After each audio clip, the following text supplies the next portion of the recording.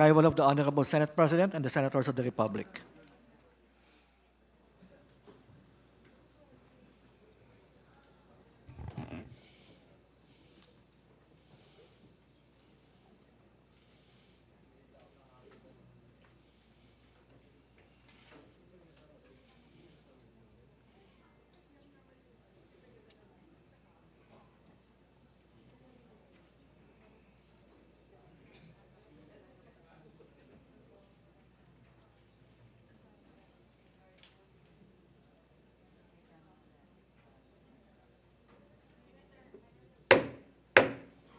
The 30th session of the Senate, the second regular session of the 19th Congress, is hereby called to order. Today we will be led in prayer by our distinguished colleague, Senator Risa Ontiveros.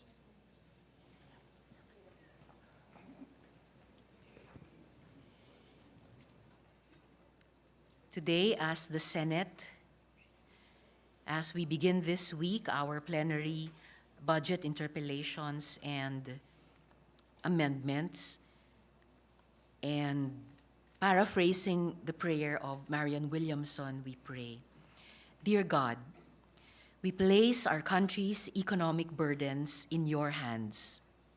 We surrender to you our debts and our sense of failure. We surrender to you our fear and our need for help. We surrender to you our visions and our hopes. We open our minds and hearts to the fullness of your love. We pray that you will correct our minds, restore our spirits, uplift our hearts, and make perfect all things. We surrender to you the work we do, our talents, and our resources. Use them on your behalf, dear God, for the healing of our country and the world. May all our failures and all our success take us closer to the light of love. Amen. Amen. Secretary, please call the roll of members. Roll call of members. The Honorable Senator Angara, Senator Binay, Senator Cayetano Alan, Senator Cayetano Pia, Senator De La Rosa, Senator Ejercito, Senator Escudero, Senator Estrada, Senator Gatchalian, Senator Go, Senator Ontiveros, Senator Lapid, Senator Legarda, Senator Marcos, Senator Padilla, Senator Pimentel, Senator Poe, Senator Revilla, Senator Tolentino, Senator Tulfo, Senator Villanueva, Senator Villar Cynthia, Senator Villar Mark, the Senate President. With 23 senators present, the chair declares the presence of a quorum. Majority, 23. What did they say?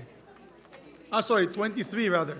Yes, Majority Mr. Leader? President, before we proceed, may I just be allowed to acknowledge some guests from the gallery? If I was going to acknowledge two of my favorite players, if I Mr. may. President, my personal idol, Okay, I will let basketball you- idol is I will here, let you Mr. recognize President. them. We have Francis Arnaiz, Mr. Francis President, Arnaiz. in the house. Mr. Clutch. We would like to acknowledge his Of presence, Mr. Toyota. President. Mr. President, I'm starstruck. I have to be honest with you. He's And also- a great idol. Also with us is Philip Philip Cesar, Cesar. Mr. President, with Yes. Martin Tuason and Mr. Daniel Tuason, guests of our Senate President, Mig Zubiri. Yes, this is Francis Arnaiz and Philip Cesar from the Toyota Crispa days. I was a young boy when I used to watch them. Yes. So welcome to your Senate, to our basketball idols and legends. Welcome. Yes, Mr. President. We also have with us guests of this representation and Senator Ejercito, Governor Aris Omentado of Bohol, Mayor Ben Canama of Tangub City, Misamis Occidental, former San Juan City Vice Mayor, and as I mentioned earlier, Philip Cesar, guest of Senator Estrada.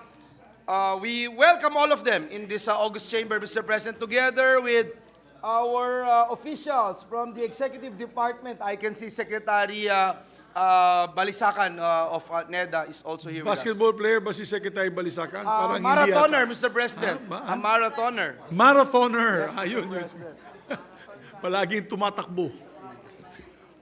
May I ask for a minute suspension, Mr. Session President? suspended to greet our guests. Thank you, Mr. President.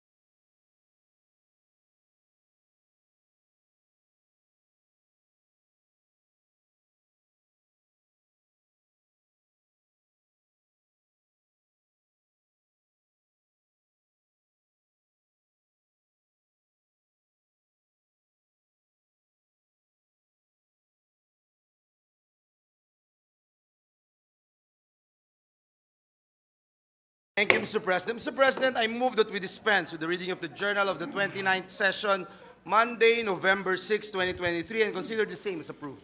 There be no objection to the motion. Motion is approved. Thank you, Mr. President. Mr. President, I move that we proceed with the reference of business. There be no objection. We ask Secretary to proceed with the reference of business. Bills on first reading, Senate number 2468, creating the Department of Economic Planning and Development, defining its powers and functions, appropriating funds therefore and for other purposes. Senator Marcos. To the Committees on Economic Affairs, Civil Service, and Finance. 2469, converting the Philippine Merchant Marine Academy into the Philippine National Maritime Academy as the primary institution for the basic and continuing higher education and training of maritime professionals and leaders for national development and security, and for other purposes. Senator Tolentino. The Committee on Higher Technical Vocational Education, Public Services, Ways and Means of Finance. 2470, declaring the Municipality of Rosario and the Province of Cavite as the Tinapa capital of the Philippines. Senator Revilla Jr. To the Committee on Agriculture, Food and Agrarian Reform. Resolutions. Proposed Senate Resolution 830, recognizing and commending Team Philippines for their exemplary performance in the 19th Asian Games held in Hangzhou, China. Senator Revilla Jr. To the Committee on Rules. 831, congratulating and commending Filipina Jiu-Jitsu athlete Meggy Ochoa for her outstanding performance that led to her golden feat in the 19th Asian Games in Hangzhou, China. Senator Ejercito. To the Committee on Rules.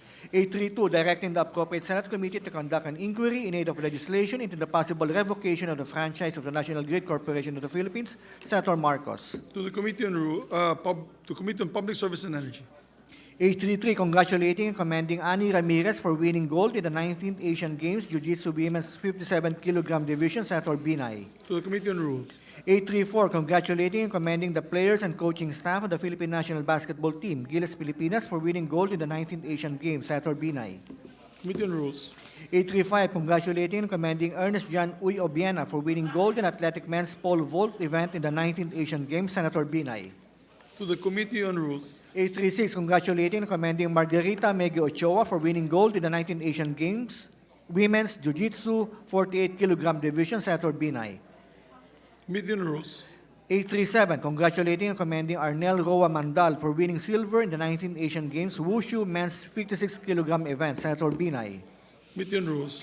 838, congratulating and commending Yomir Marshall for winning silver in the 19th Asian Games Men's Boxing 80 kg division. Senator Binay. Committee on Rules. 839, congratulating and commending Patrick King Perez for winning bronze in the men's individual POMSE event in the 19th Asian Games. Senator Binay. Committee on Rules. 840, congratulating and commending Jones Liabres Ligligan Inso for winning bronze in the Wushu Men's Taijian all-around event in the 19th Asian Games. Senator Binay. To the Committee on Rules. 841, congratulating and commending Patrick Brent Koo for winning bronze in men's cycling BMX racing event in the 19th Asian Games. Senator Binay. Committee on Rules.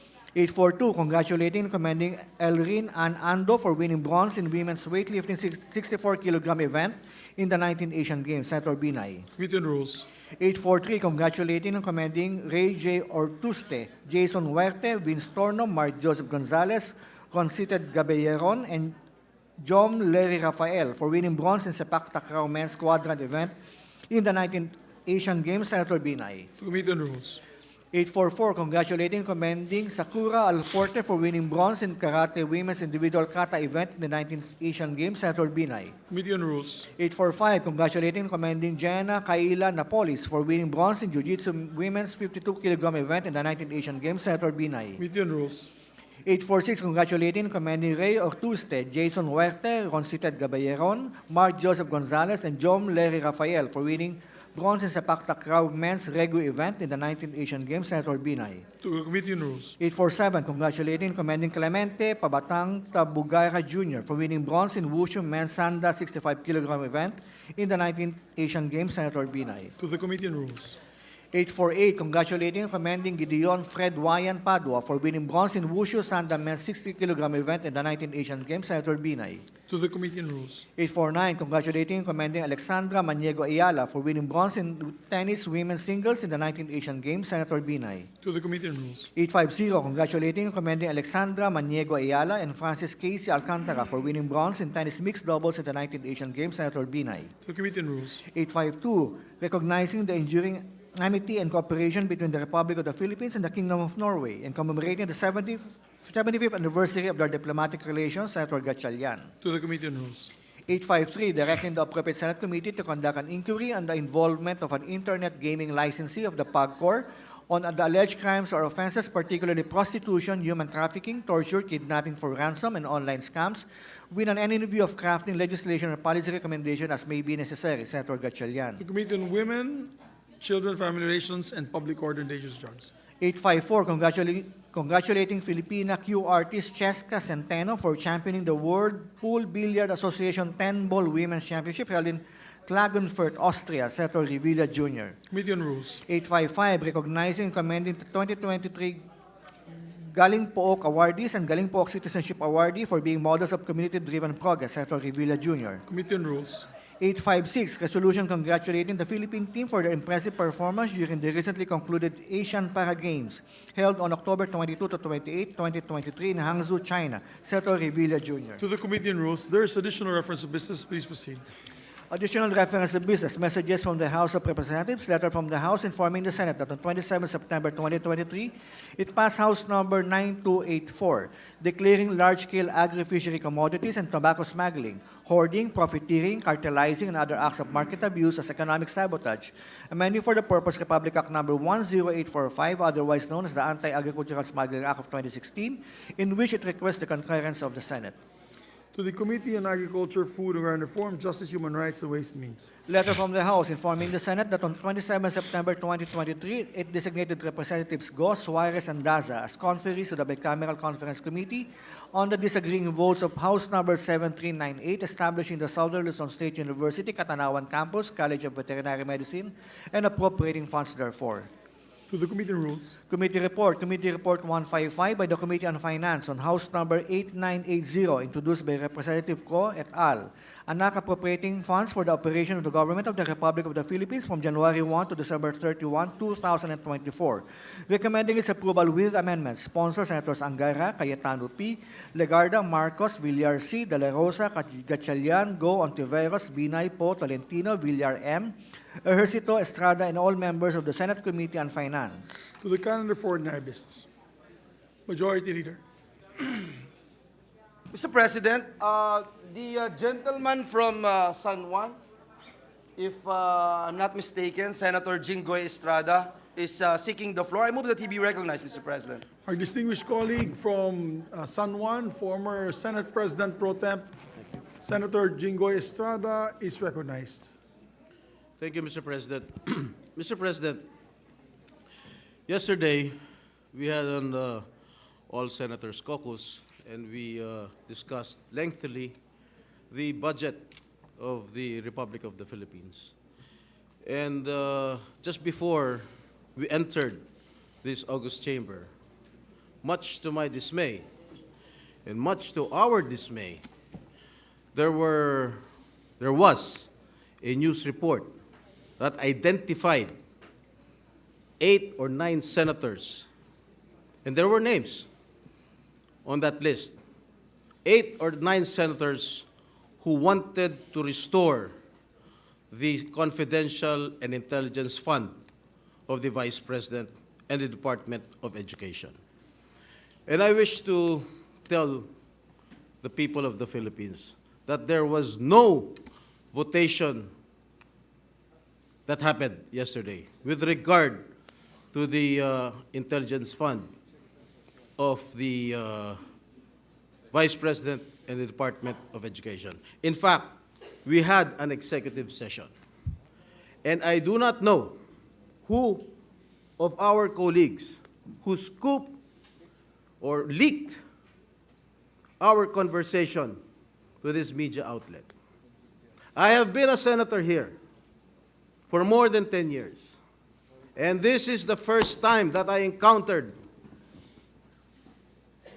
a scoop or a leakage. I do not know. I do not want to name names. This is a violation of our rules. And the majority floor leader will expound it later. Mr. President, we discussed lengthily for almost 2 hours the schedule, etc., of the budget of the Republic of the Philippines. We never touched or we never voted with regard to all the intelligence fund or confidential fund. In fact, we agreed unanimously to remove all the confidential and intelligence fund, not only that of the Office of the Vice President, including not only that of the Department of Education, but all security or civilian agencies na merong confidential and intelligence fund. Mr. President, nawala. I will just read.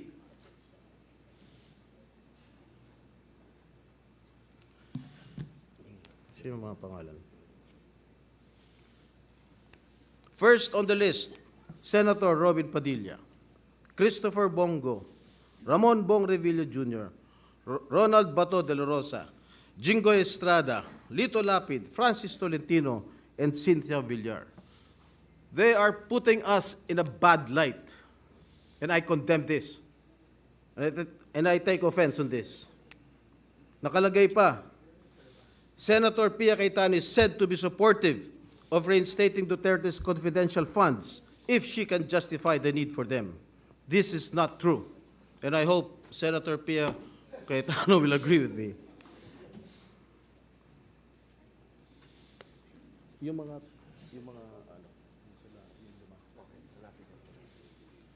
Just for a while, Mr. President, hinahanap pa ni Senator Robin yung mga nakasulat.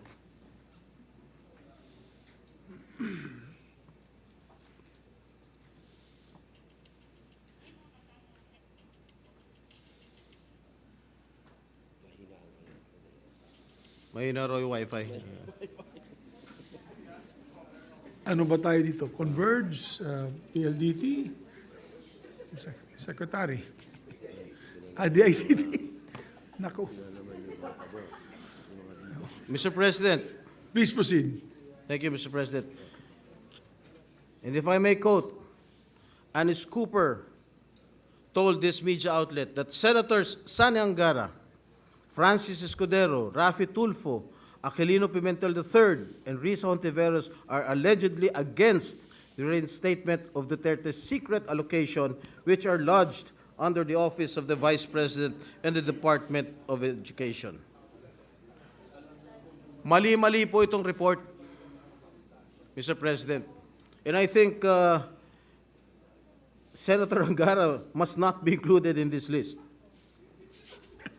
And among the offices, Duterte's allocation was part of the 1.2 billion in confidential funds that the House realigned to agencies focused on the West Philippine Sea. Mr. President, tumayo po ako rito dahil masamang-masama po ang loob ko. I really felt insulted.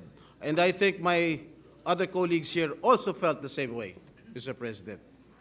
And Mr. President, I stand before you and I want to make this recommendation, maybe to talk to this media outlet or to summon this media outlet and ask them who among us violated our rules. Who among us leaked what transpired in our executive session yesterday? That's all, Mr. President. Thank you, Senator Jinggoy. Before I recognize the other members, may I just like to put on record, I too am very disappointed. I have been a senator for 6 plus 6, 4 plus 6, 10 plus 2, 12 years, and a member of Congress for 9 years. And when we say executive session, we are bound by rules of both the House of Representatives and when I was in the House of Representatives and rules of the Senate when I was elected as a senator. Before I recognize the majority floor leader on the repercussions of violating that rules, I would just like to put on record as well that we had a healthy discussion. There was no voting that took place. There was a healthy discussion on how we will treat this budget, particularly on the confidential and intelligence funds. It's not fair to say that one group was for this and one group was for that because in the end, tama po sinabi ni Senator Estrada, we were unanimous in the committee report that the good gentleman from Aurora will be presenting today. We are in full support of his committee report. Now, I am very alarmed. As a matter of fact, that's why we were late. I usually try to start at 3 p.m. We had a meeting with the leadership, Senator Joel Villanueva and Senator Lauren Legarda. We met because of the implications of leakages during executive session. The executive department and very sensitive agencies of government may no longer divulge information to the executive session if they know somebody might leak it. That's why I take this very strongly, and I make sure, and I told the majority floor leader that I even called up Senator Nancy Binay, because she is the head of the Ethics Committee, that we have to send a very strong signal that this shall not happen again. So, Majority Floor Leader, Yes, Mr. President, before I give my statement, Mr. President, which I actually agree with your manifestation and the statements made by our dear colleague Senator Jinggoy Estrada. Senator Chis Escudero is seeking the floor to clarify something, Mr. President. yes, Senator May I- Escudero is recognized. may Thank he you, be Mr. recognized? President. Mr. President, I agree 100% with what Senator Jinggoy Estrada said, that the account is not accurate and that is not what transpired in executive session. I hope, Senator Jinggoy, you and I will not be sanctioned for saying part of what happened, as you said. It was the unanimous consensus of the members of the Senate in executive session. So this is not the facts contained in the article, Mr. President, Your Honor, is not a leak. Chismis yun. So there is no leak to speak of really with respect to what truly transpired in the executive session. An attempt perhaps to create a story about it, but I confirm the statement of the good Senate President and the Senator Jinggoy that it was the unanimous position of the House, what Senator Angara will be sponsoring today and the other vice chairpersons. That was the unanimous position of the Senate and all the members of the Senate. Thank you, Senator Escudero. But before we ask our colleague to react, Senator Estrada, may we ask the Majority Floor Leader, what are the rules, particularly in executive session? Yes, Mr. President. So we are Thank you all clear. Thank you very much. Mr. President, first of all, let me state and put into the records that I'm aghast of what happened, Mr. President. Whether this is leak or pure chismis, the fact that it came out, Mr. President, and it appears blow by blow, and unfortunately, Mr. President, the figures, the numbers, even the names that were mentioned were disoriented, Mr. President. I would just like to put into the record of this chamber, Mr. President, what our rules say about executive session. Rule, what's this? Rule, on section 126 of our rules, Mr. President. Mr. President, section 129 of our rules, Mr. President, it states here, and I quote, any senator who violates the provisions contained in the preceding section may, by a 2/3 vote of all the senators, be expelled from the Senate. And if the violator is an official or employee of the Senate, he shall be dismissed. I'd like to put that on record, Mr. President, because at the end of the day, it's not just the leak or chismis that we're talking about here, and I agree with Senator Jinggoy Estrada being one of our veteran senator here in the Senate, Mr. President. It's more of the sanctity. It's more of the sanctity of the executive session. We continue to perform our duties and responsibilities here in the Senate. During committee hearings of Senator Bato, he would call for executive session. Paano ho tayong pagtitiwalaan ng mga nasa executive? Paano tayong pagtitiwalaan ng taong bayan kung ang ating executive session ay nangyayari po yung mga ganitong pangyayari, Mr. President. And so again, Mr. President, let me And just... may I add, Majority Floor Leader, Section 28, the preceding section, is very important. The President, as well as the senators and officials and employees of the Senate, shall absolutely refrain from divulging any of the confidential matters taken up by the Senate and all proceedings which might have taken place in the Senate in connection with the said matters shall be likewise considered as strictly confidential until the Senate, by 2/3 vote of all its members, decides to lift the ban of secrecy. Thank So you, ganun Mr. President. katindi yung Very rules clear. natin. Very clear, Mr. President. Crystal clear, Mr. President. Mr. President, Senator Jinggoy is seeking the floor. Move that he Yes, be recognized. Senator Estrada. Thank you, Mr. President. I would like to associate myself with the comments made by the Majority Leader. Kahit chismis yan or gossip yan, walang problema sa akin yan. Ang problema, bakit or paano lumabas sa isang media outlet yung mga nag-transpire sa ating usapin kahapon. Yes. That is, for me, that is the most important thing. Thank you, Mr. President. Thank you very much. Senator, the Minority Floor Leader? Senator Bato de la Rosa is seeking the floor. Maybe we can Mr. give the President. Minority Floor Leader first if you don't mind, Senator. Yes, De La Mr. Rosa. President. The Minority Leader, Mr. Thank you, President. Mr. President. Ako nga, ngayon ko lang po nabasa, disappointed nga ako sa report eh. Kasi, ang sabi doon na against ako sa restoration ng CF ng Office of the Vice President.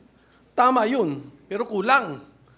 Kasi kahapon ako sinasabi ko, tanggalin din ang intelligence fund ng Office of the President. So kulang yung report, ipakidagdag sa report. Kasi the Office of the President is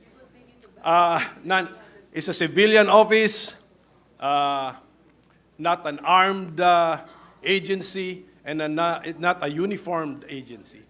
So kulang po, pakidagdag na lang. You are not violating the rules because you're divulging your own position. Yes. So, yes, Senator Bato de la Rosa is recognized. Mr. President, it is very unfortunate that this kind of incident happened within our midst.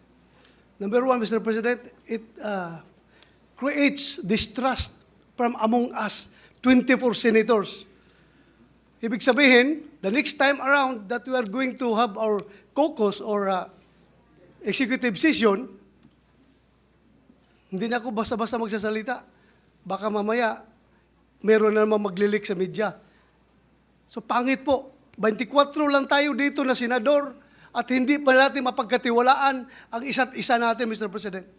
Number two, it tarnished the image of the Senate. 24 lang tayong hinalal ng buong Pilipinas at hindi pa natin mapagkatiwalaan ang isa sa atin na pwedeng nag-leak. If indeed, it was leaked by any member of the Senate. Kung ang nag-leak naman noon ay empleyado na nandoon sa loob, well, as a police officer, former police officer, Mr. President, I can vividly recall kung sinong nandoon sa loob. 2 staff ni Senator Angara, si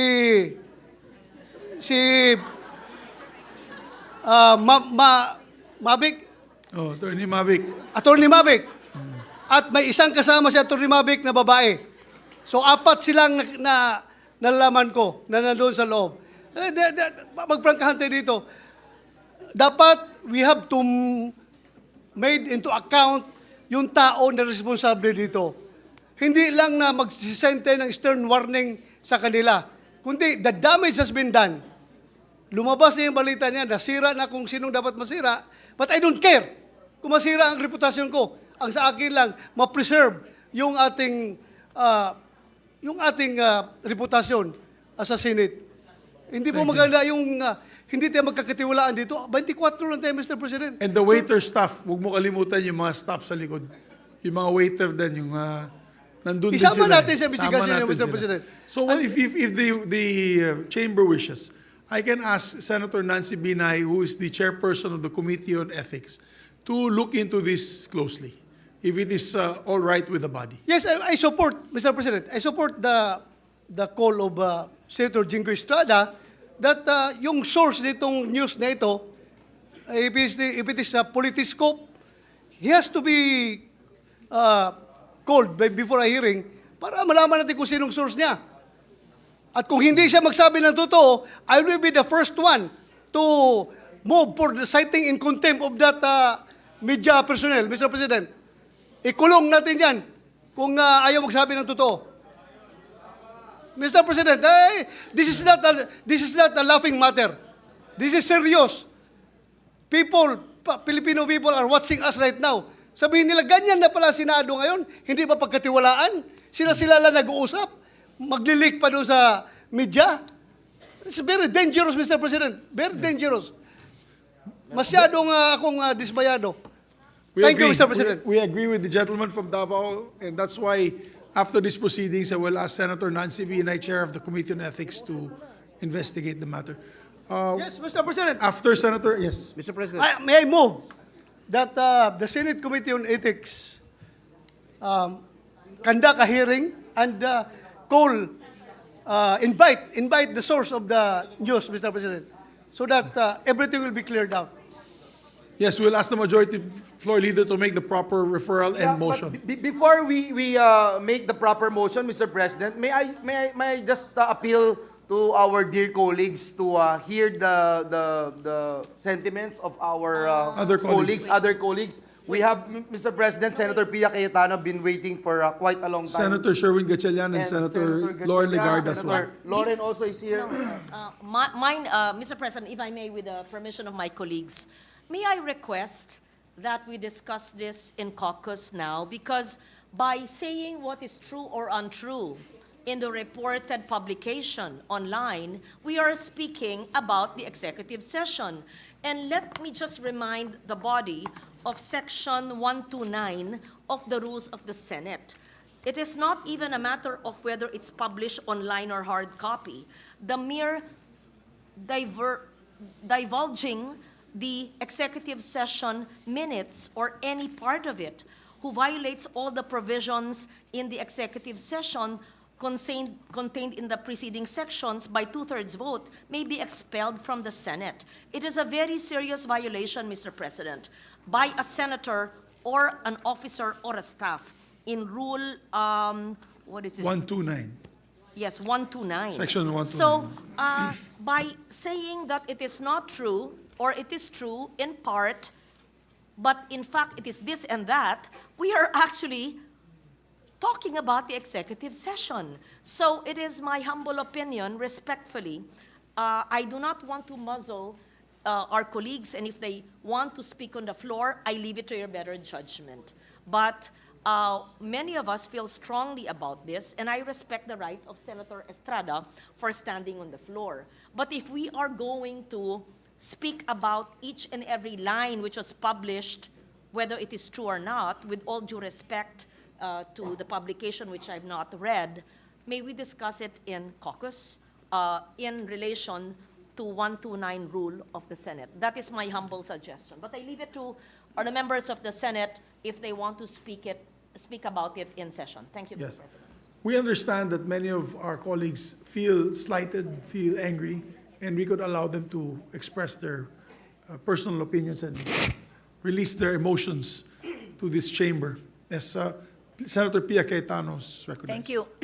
Mr. President, let me align myself with the observation and recommendation of the Senate President Pro Temp. I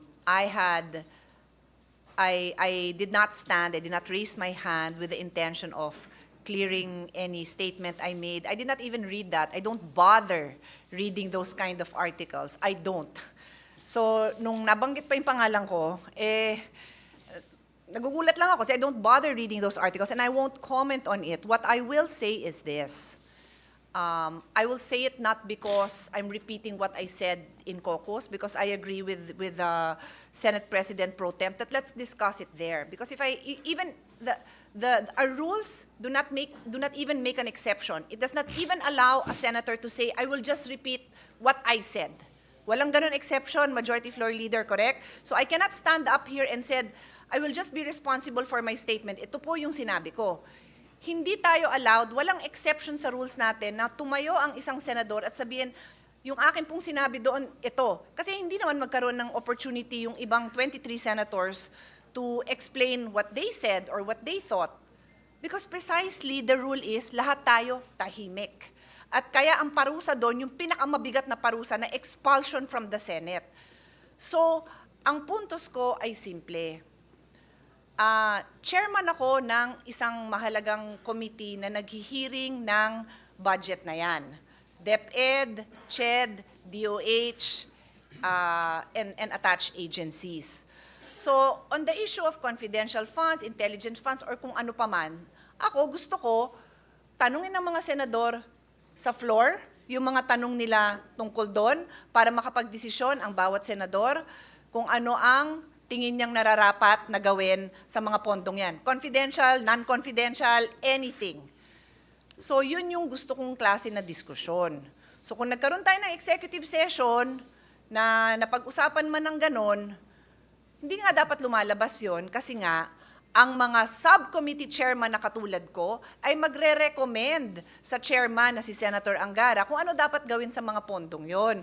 Hindi ko naman didesisyonan mag-isa yon. Didesisyonan ko yon based on the debates.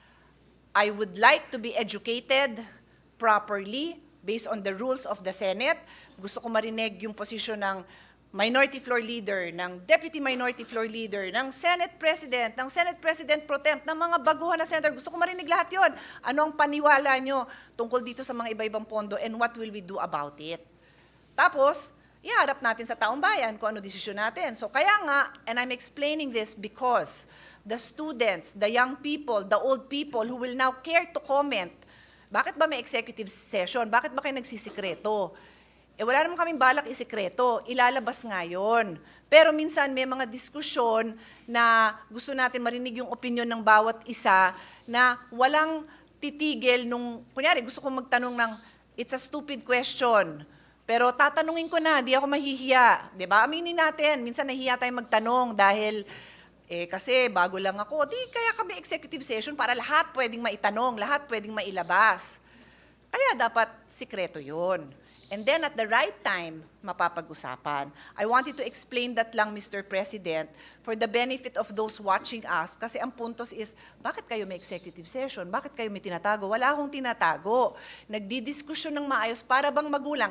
Let's say, for example, na wala itong nangyaring ganito, sisermo na ni Senate President o kaya ni Senate President Pro Temp ako, sisermo na nila ako. They will do that in private. In the executive session, ay Pia, di mo naintindihan. So gagawin namin yun in private para pagdating to sa public, ganun ba? O sige, tatanungin ko na lang in public o kaya di ko na tatanungin dahil naipaliwanag nyo na. That's the reason among many other reasons kung bakit may executive session. I just wanted to explain that dahil ang puntos nito is bakit may executive session at bakit may mabigat na kaparusahan. Wala tayong tinatago. But the reason for the rules is because it is meant to be followed. It is not meant to be violated. So kung may nag-violate, magkaroon ng tamang due process, magkaroon ng hearing, magkaroon ng opportunity to explain, and then the proper penalty must be meted out. Thank you, Mr. President. Thank you very much, Senator Cayetano. Senator Gatchalian is recognized. Mr. President, I just want to add from what Senator Bato mentioned and Senator Cayetano mentioned as well. The broader implication of this, Mr. President, is the trust and confidence to the Senate. It's our credibility on the line. And every budget hearing, normally, a lot of the security cluster, the National Defense, the Department of National Defense, the PNP, the NICA, all of them normally will request executive session so they can tell us what is the reality, the national security situation, national security matters, so that we can act accordingly. Leaks like this will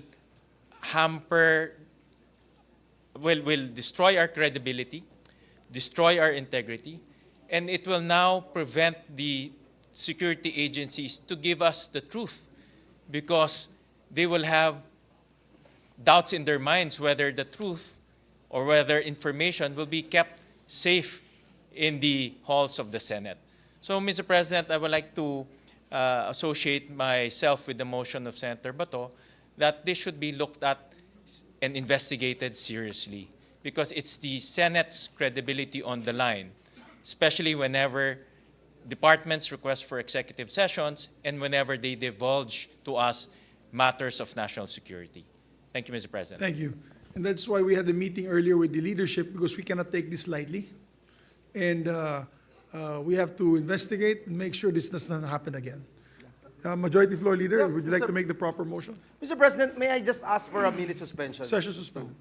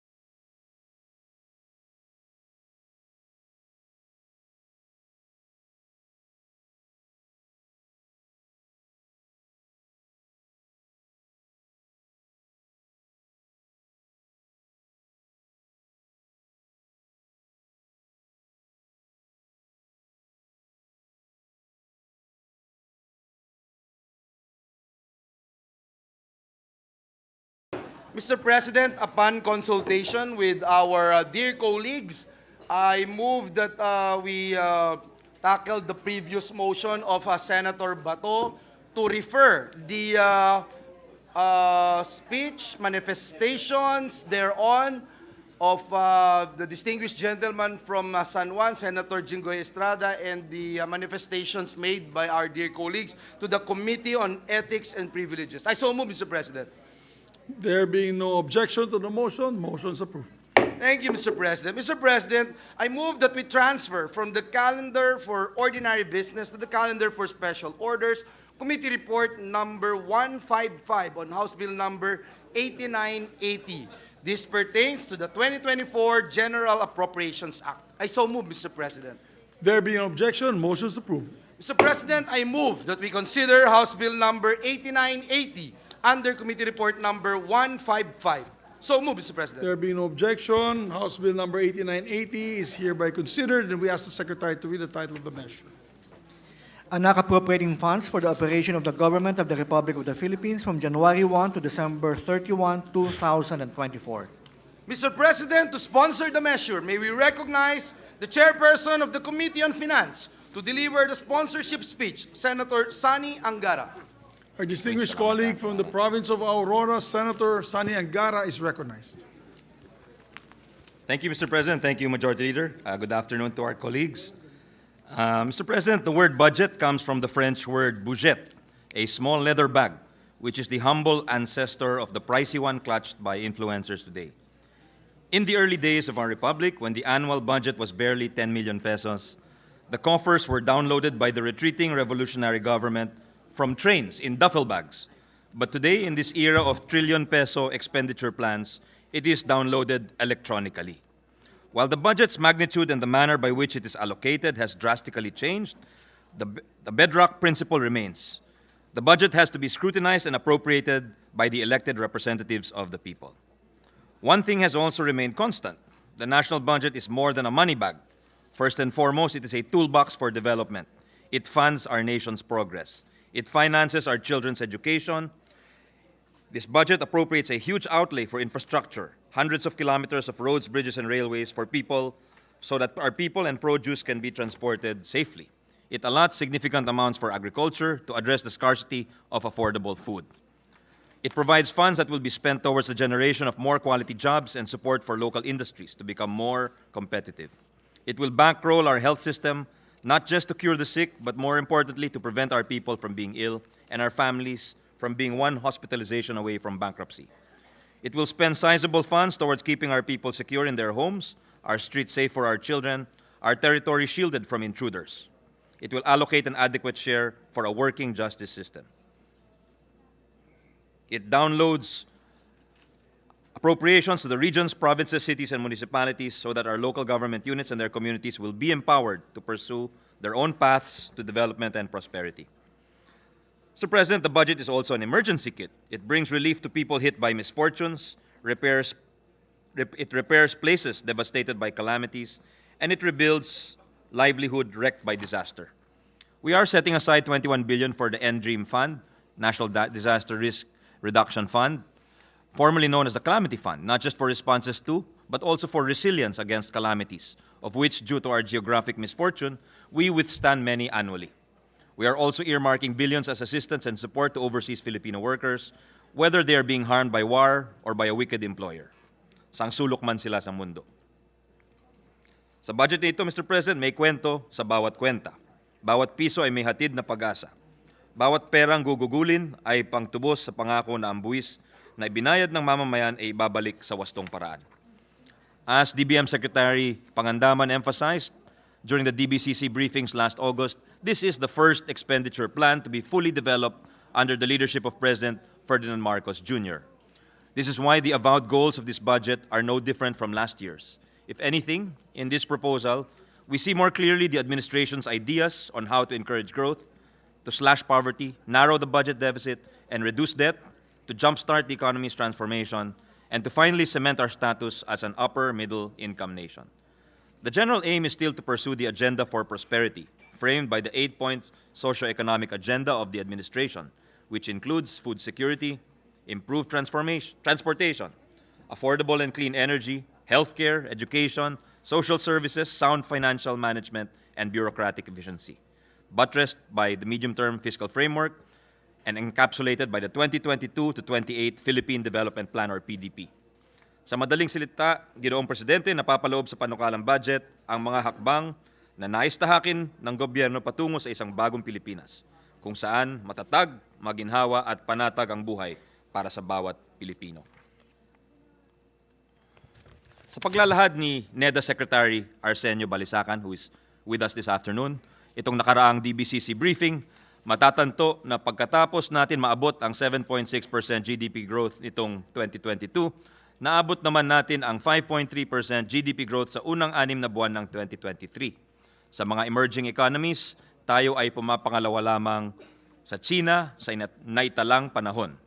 At ang magandang performance na ito na humuhudyat sa angking galing at potensyal ng ating ekonomiya ay produkto ng pinagsamang pagsisikap at pagtutulungan ng gobyerno at ng pribadong sektor.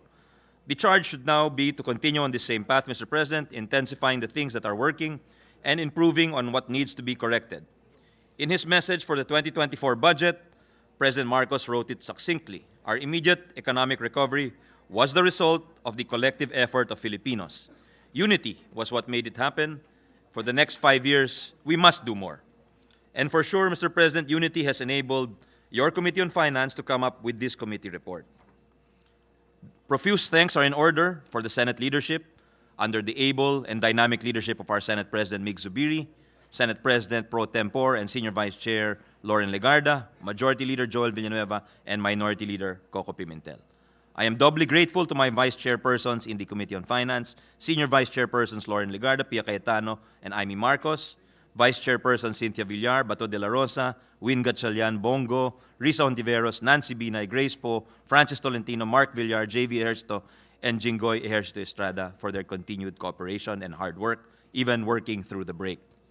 I'm also grateful to the House of Representatives for their timely transmittal to the Senate of the General Appropriations Bill or GAB under the leadership of Speaker Romualdez and our counterpart House Appropriations Chair Representative Co.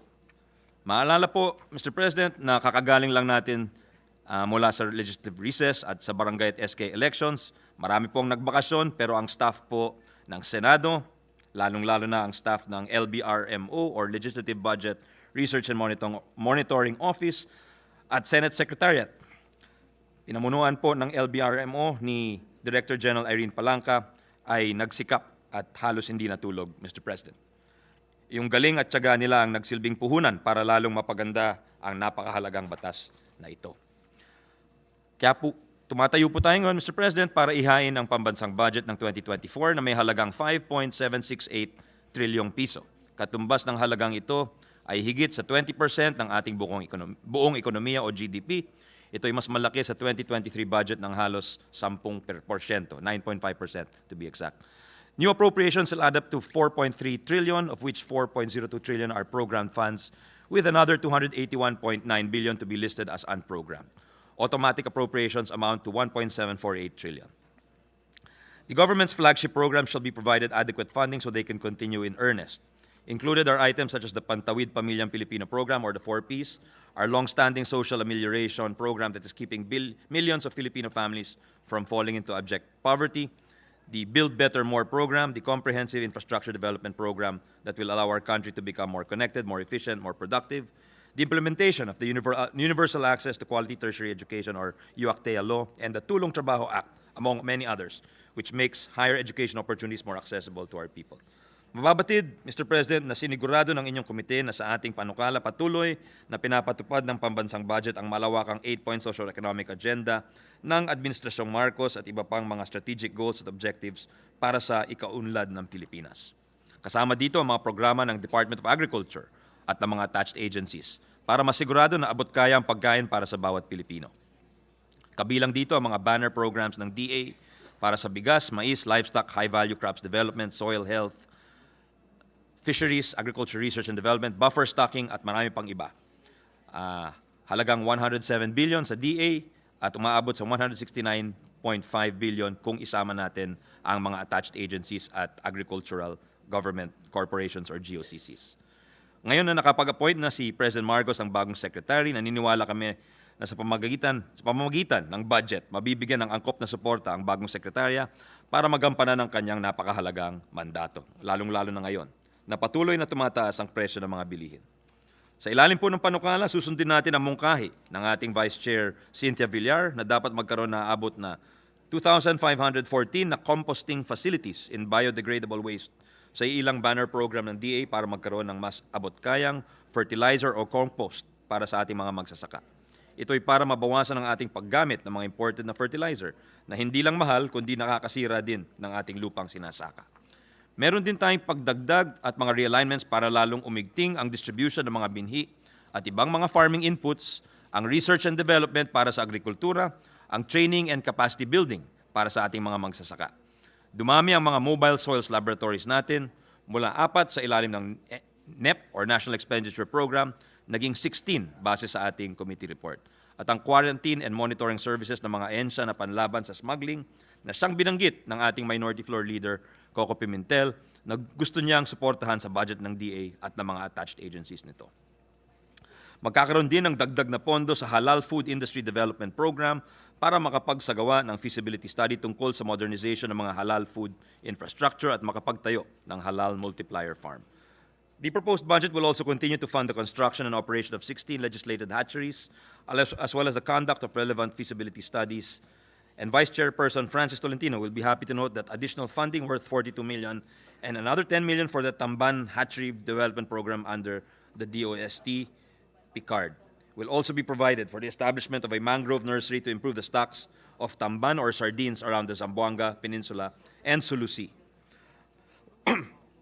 Patuloy din ang suporta ng budget para sa mga programa at proyekto ng magpapababa ng gastusin para sa transportasyon at pagpapaikot ng mga produkto sa ating ekonomiya.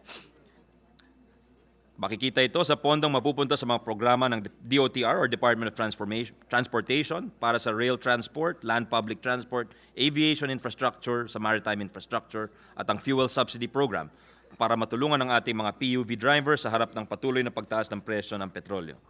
Idagdag na rin po natin ang fuel assistance program ng DA para may pambili ng gasolina ang ating mga magsasaka at mangingisda para sa kanilang mga makina. Kasama rin po ang asset preservation program, network development program, bridge program at mga convergence and special support programs para sa ma-access roads to airports, seaports at mga economic zones ng Department of Public Works and Highways. Kasama na rin dito ang farm-to-market roads at ang Philippine Rural Development Project. Furthermore, upon the continued recommendation of Vice Chairperson Senator Grace Poe, service contracting of PUVs or public utility vehicles shall receive funding next year to the tune of 1.3 billion. Funds for the bike share system and safe pathways program of the government will also be increased in a bid to encourage more of our countrymen to make the shift from passive to active transport options. We hope that with these budgetary augmentations, we will sustain the momentum that started during the pandemic towards a more bike-friendly Philippines. Another trend that our budget wishes to encourage is the continuous improvement of our educational system. Not only do we seek to make up for the learning losses our children experienced throughout the pandemic, we also aim to set them and future generations on the path to becoming productive Filipino citizens who are more than ready for the fast-changing world of work. The Second Congressional Commission on Education, or EDCOM2, has been conducting extensive studies and consultations through its different standing committees on the ways that our educational system can be improved. Several possible solutions and legislative reforms have already been identified, some or many of which have been already acted upon by our Finance Vice Chair and Education Committee Chair and EDCOM Chair, Senator Sherwin Gatchalian, and Higher Education Committee Chair, Senator Francis Escudero, and Senior Vice Chair Pia Cayetano. As EDCOM pursues its mandate in earnest, we have worked to complement this bicameral initiative by providing even more funds to the education sector. Ayon nga naman sa saligang batas, hinihikayat na mabigyan ng pinakamataas na prioridad ang edukasyon pagdating sa pambansang budget. And Mr. President, this is not only a legal injunction but a wise investment in our future. Kaya alinsunod sa mungkahi ni Senior Vice Chair Pia Cayetano, dinagdagan ng inyong Senado ang pondo para sa Department of Education at sa mga attached agencies nito. Increase of 3.5 billion, going up to 718.08 billion sa Commission on Higher Education, sa Technical Education and Skills Development Authority, at sa iba't ibang state universities and colleges. Sa ilalim ng DepEd, inaugment natin ang SHS or Senior High School Voucher Program para mas maging abot kaya ang pag-enroll sa mga senior high school sa mas maraming kabataan. May dagdag rin para sa human resource development sa mga personnel sa mga paaralan at learning center at teacher at school leader training sa bagong matatag curriculum na nahulma sa ilalim ng pamumuno ni Vice Presidente at DepEd Secretary Sara Duterte. Isinama rin natin ang panukala ni Senior Vice Chair Cayetano na dagdagan ang pondo para sa pagbayad ng teaching overload pay at sa special hardship allowance ng mga guro, na suportado din ng ating Civil Service Committee Chair, Senator Bong Revilla. Meanwhile, the budget of TESDA will see significant increases in the funding for national certifications of grade 12 students who have chosen to take the TechVoc or TVL track, and for the hiring of some 11,838 assessors that will facilitate these national certifications. Ito po yung tinulak nila Vice Chair Senator Sherwin at ni Senator Raffy Tulfo at ni Majority Leader Senator Joel na dapat ma-accredit po ang ating mga TechVoc graduates sapagkat hindi ko na po ulitin yung gusto ni Senator Binay na ibalik si Senator Joel sa ahensya dahil siya daw ang pinakamagaling na namuno sa ahensyang yon. No, but seriously, Mr. President, we promised our senior high school graduates that they would be able to get work after graduating, and that promise has remained an empty one without the accreditation. So thus, upon the urging of our colleagues, we've also funded the Philippine Qualifications Framework, or the PQF Secretariat, an initiative of Majority Floor Leader Villanueva, the Tulong Trabaho Fund, and other provisions of TESDA. Bukod sa edukasyon, nakatuon din ang ating budget sa kalusugan ng ating mga kababayan, lalo na't malaki ang ating idinagdag, 4.23 billion for a total of 243.36 billion para sa Department of Health. Through the initiative of Senior Vice Chair Cayetano, Vice Chair Bongo, and upon the request of the Department of Health, additional funding will be directed to several health facilities across the country, including the Bicol Regional Hospital and Medical Center, the National Children's Hospital, the construction of a new hospital in Naga City, the completion of the Misamis Occidental Provincial Hospital, the construction of the Tagbilaran Mega Super Health Center, the equipment of Surigao Island Medical Center, and the Cotabato Regional Medical Center. And funding will also be set aside for the purchase of at least 25 ambulances. Buoyed by the enactment of Republic Act 11959, establishing regional specialty centers in every region and in GOCC hospitals, a measure sponsored by Vice Chair Senator Bongo and co-authored by the entire Senate chamber, augmentations were also made to the budgets of a number of the country's top specialty hospitals. This includes additional funding for the lung transplant program, early detection of lung cancer initiatives, and the biobanking needs of the Lung Center of the Philippines, the purchase of X-ray machines, and the provision of free treatment for pediatric cancer, blood diseases, and cardiovascular patients of the Philippine Children's Medical Center, or PCMC, and the purchase of a new MRI machine and heart-lung machine, and the upgrading of the hospital information systems of the Philippine Heart Center. All very close to the heart of our presiding officer who campaigned, who made this one of his pillars during the campaign in 2022. Mr. President, we are working towards making your dream a reality. Nagtulungan din kami ni Senior Vice Chair Cayetano para madagdagan ang pondo ng National Kidney and Transplant Institute para makapagtayo sila ng laboratory training center, makapag-convert ng mga clinic para maging kwarto sa mga pasyente at i-renovate ang mga patient wards nito. Nagpasok rin tayo ng pondo para makapagbili ng dagdag na dialyzer na kumbagay filter na ginagamit sa mga dialysis machines para isala ang dumi sa dugo at ang gamot para sa mga dialysis patients. Kadalasan kasi, Mr. President, dahil sa kakulungan ng pondo, mula sa bulsa mismo ng pasyente ang pambayad para sa mga gamit na ito. Tinataya ng NKTI or National Kidney Transplant Institute na sa dagdag na pondong ito, makakapagsagawa sila ng higit sa 150,000 na libreng dialysis sessions sa isang taon. Lahat po ito ay alinsunod sa aming pakay na sana maging abot kaya kung hindi tuwirang libre ang pinakamataas na uri ng medical care at treatment, lalong-lalo na para sa mga mahihirap nating kababayan. Mr. President, our budget also continues with our ongoing drive to increase the pool and pipeline of human resources for health who will work in hospitals and health centers outside of our urban centers. As pushed by our Majority Floor Leader, Senator Joel, Senior Vice Chair Pia, the seed fund for the development of medical schools in state universities and colleges within SHED was augmented to 125 million, and funds worth 287 million were also downloaded directly to 15 state universities and colleges to increase the carrying capacity of their respective colleges of medicine. Sa panukalang budget, Ginoong Presidente, mananatiling handa ang gobyerno para tulungan ang mga kababayan natin na nahihirapan. Ito po ay sinisigurado ni na Senior Vice Chairperson Lauren Legarda at Senior Vice Chairperson Amy Marcos. Bukod sa 4Ps at mga fuel subsidies sa ilalim ng DOTR at ng DA, patuloy pa rin ang ayuda ng DSWD tulad ng social pension for indigent senior citizens, umaabot po sa 49.8 billion, protective services for individuals and families in difficult circumstances or AICS na umaabot po sa 56.3 billion, Sustainable Livelihood Program, Cash for Work sa ilalim ng Kalahi SIDS na may dagdag na 1 billion na itinulak po ni Senator Amy Marcos, Senior Vice Chair, at ang Supplementary Feeding Program sa 6.1 billion. Mananatili ang mga bagot napakagandang programa ng administrasyon ni PBBM tulad ng Philippine Multisectoral Nutrition Project sa pagitan ng DOH at ng DSWD at ng Strategic Transfer and Alternative Measures Program or ang Philippine Food Stamp Program para may karapatang access sa masustansyang pagkain ang mga kababayan nating nagugutom at nahihirapan.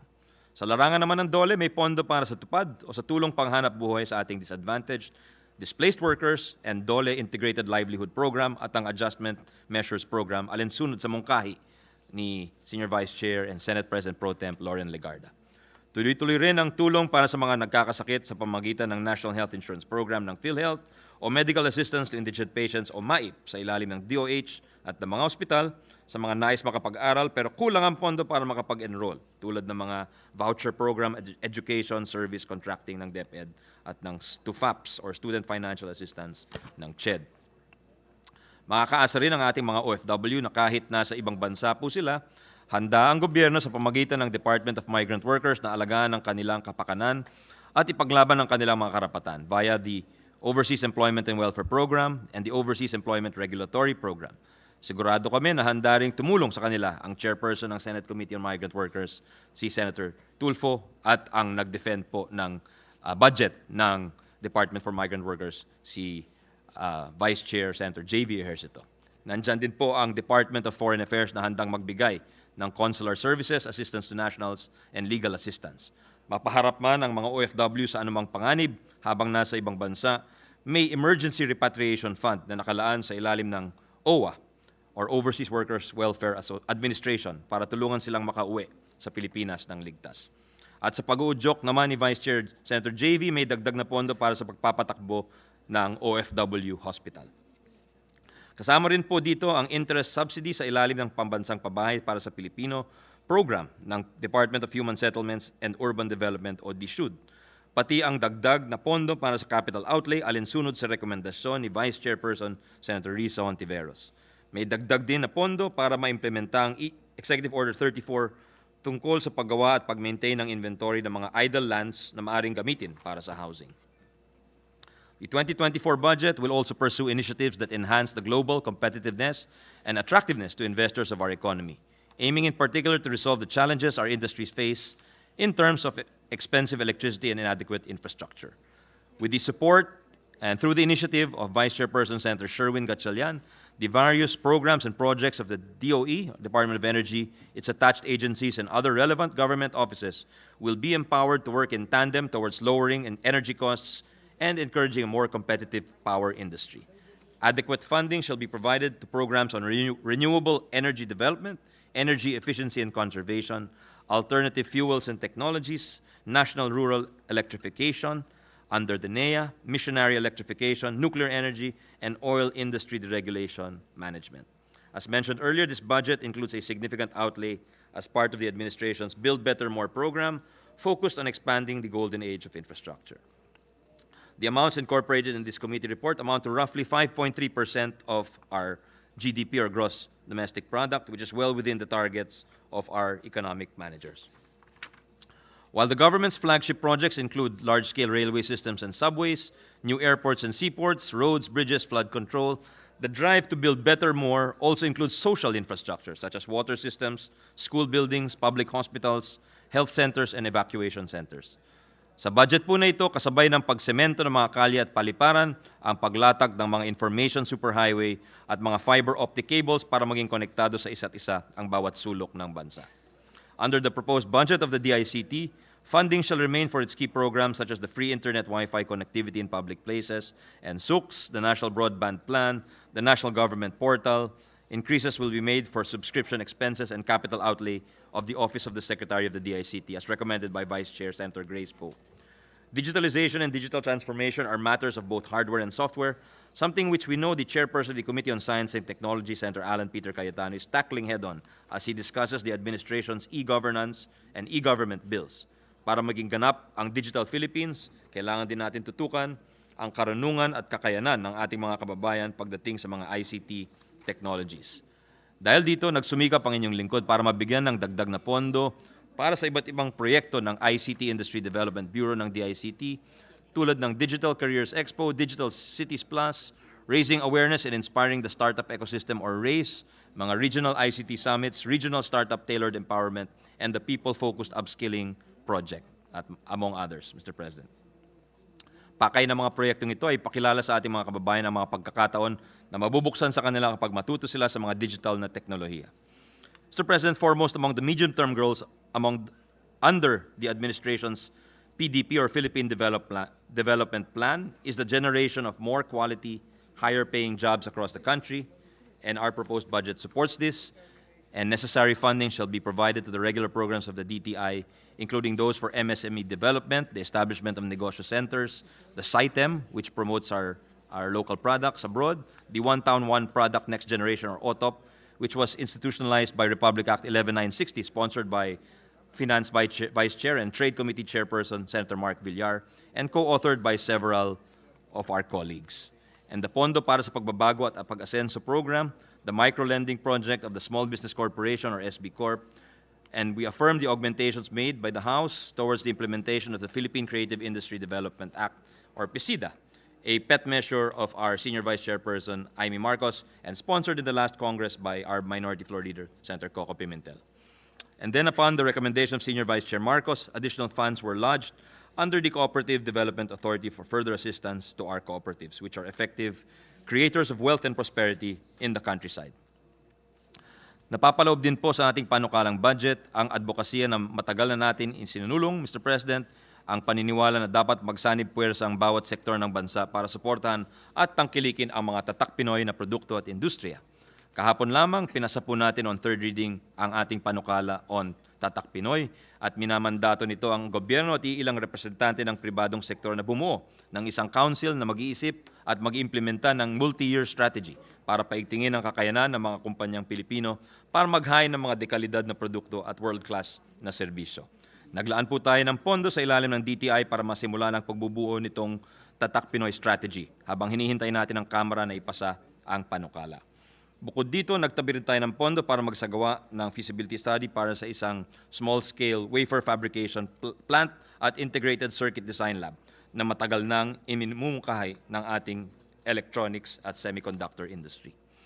Alinsunod naman sa ating panukala na pinasa na rin on third reading para ma-institutionalize ang Shared Services Facilities Program, dinagdagan po natin ang pondo para sa programa at sinuportahan din natin ang Enterprise to Export Development Pathway ng DTI Export Marketing Bureau para sa pag-digitalize ng kanilang mga sistema at sa hiling ng Board of Investments para sa pagtayo ng mga green lanes para sa mga strategic at tatak Pinoy na investments. May dinagdag din po tayong budget sa budget ng NEDA para masimulan ng regional consultations at implementasyon ng Republic Act 11962 o ang Trabaho para sa Bayan, ang pet bill ng ating Majority Floor Leader, Senator Joel. Malaki nga ang mga hamon na kailangan nating maigpawan para makamit ng ating kababayan ng mga work skills na makakatulong para makahanap sila agad ng trabaho. Kaya mahalagang makabuo tayo ng isang malinaw na plano para dito. Naniniwala kami na kapag ipinagsanib puwersa ang trabaho para sa bayan at tatak Pinoy, lalong bibilis ang paglikha ng mga trabaho sa ating ekonomiya. Kasama sa pagtangkilik ng tatak Pinoy ang pagsuporta sa patuloy na paglago ng ating turismo. Ika nga ng bagong slogan natin, Love the Philippines. Kaya sa tulong ni Vice Chair at Tourism Committee Chair Nancy Binay, may mga realignment tayong ginawa sa budget ng DOT or Department of Tourism at ang kanilang mga attached agencies para lumakas ang impact ng ating marketing programs. Nag-launch tayo ng bagong tourism campaign, may dagdag para sa general administration and support ng mga foreign posts ng DOT as proposed by Senator Binay, our Vice Chair. May augmentation din para sa market and product development program, sa pagdagdag ng advertising expenses at pati financial assistance sa mga regions iba't ibang regions ng mga bansa para makapagbuo ng sariling tour packages at tourism plans.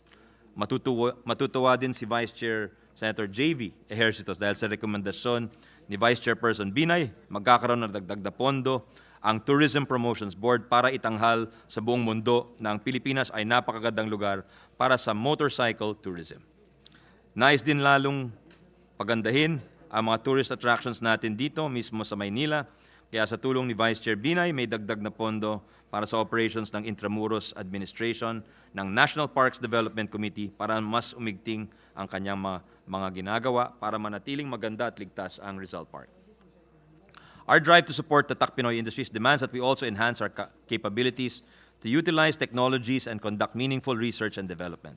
This is why, upon the recommendation of Vice Chair Senator Francis Tolentino, significant amounts have also been appropriated to the Department of Science and Technology and its attached agencies, as well as to the Philippine Space Agency. Key programs of the DOST will receive increases, such as the Community Empowerment through Science and Technology, or CEST program, and the Small Enterprise Technology Upgrading Program, or SETUP. It's worth mentioning, Mr. President, that among the early beneficiaries of the SETUP program are two of our award-winning chocolate brands, namely Malagos Chocolates and Theo and Philo.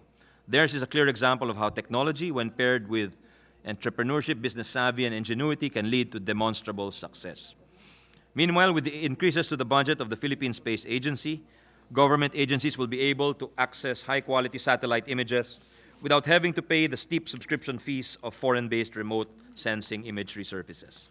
By augmenting the agency's budget to do this, the hope is that more throughout the government will turn to the new agency for science-based information. We also want to jumpstart our entry to the growing global space industry by supporting the initiatives and the scholarships under the Philippine Space Agency jointly with the Fulbright scholarships. Our budget is also focused on enhancing our capabilities to safeguard our national security, maintain our territorial integrity, and uphold our sovereignty. We commend the Marcos administration for increasing their proposed spending for the defense sector in the coming year, with the programmed funds for national defense amounting to 232.497 billion. Appropriations for the defense sector was up significantly, and this beefs up our capacities to uphold our national security. Our committee report wants to add even more to that significant infusion. This is the instruction of no less than our Senate President, Senator Mig Zubiri, Vice Chairpersons Bato de la Rosa, and Defense Chair Senator Jinggoy Estrada. And thus, we are endorsing further augmentations to the budgets of the Department of National Defense and its attached agencies and the different service branches of the Armed Forces of the Philippines. Makakatanggap din ng dagdag na pondo ang government arsenal para sa rehabilitation ng kanilang ospital. May dagdag na pondo para sa mga bagong pasilidad at mobile storage units ang Philippine Army, para pagtingin rin ang monitoring ng mga force projection capabilities ng ating Air Force at para lalong lumakas ang ating kakayanan sa mga external defense operations, especially for the Philippine Navy. May malaking pondo rin para palawigin ang kapasidad ng buong AFP sa mga makabagong teknolohiya. Mababatid, Mr. President, na bukod sa Special Purpose Fund para sa AFP modernization, direkta natin dinagdagan ang pondo sa mga mismong service branches. Ginawa natin ito para mapabilis ang pag-release ng mga appropriations at mas maagang magamit ito ng mga kinauukulan. Sa ganitong paraan, mas mabilis natin maipapakita ang bilis at puwersa ng paggalaw ng sandatahang lakas.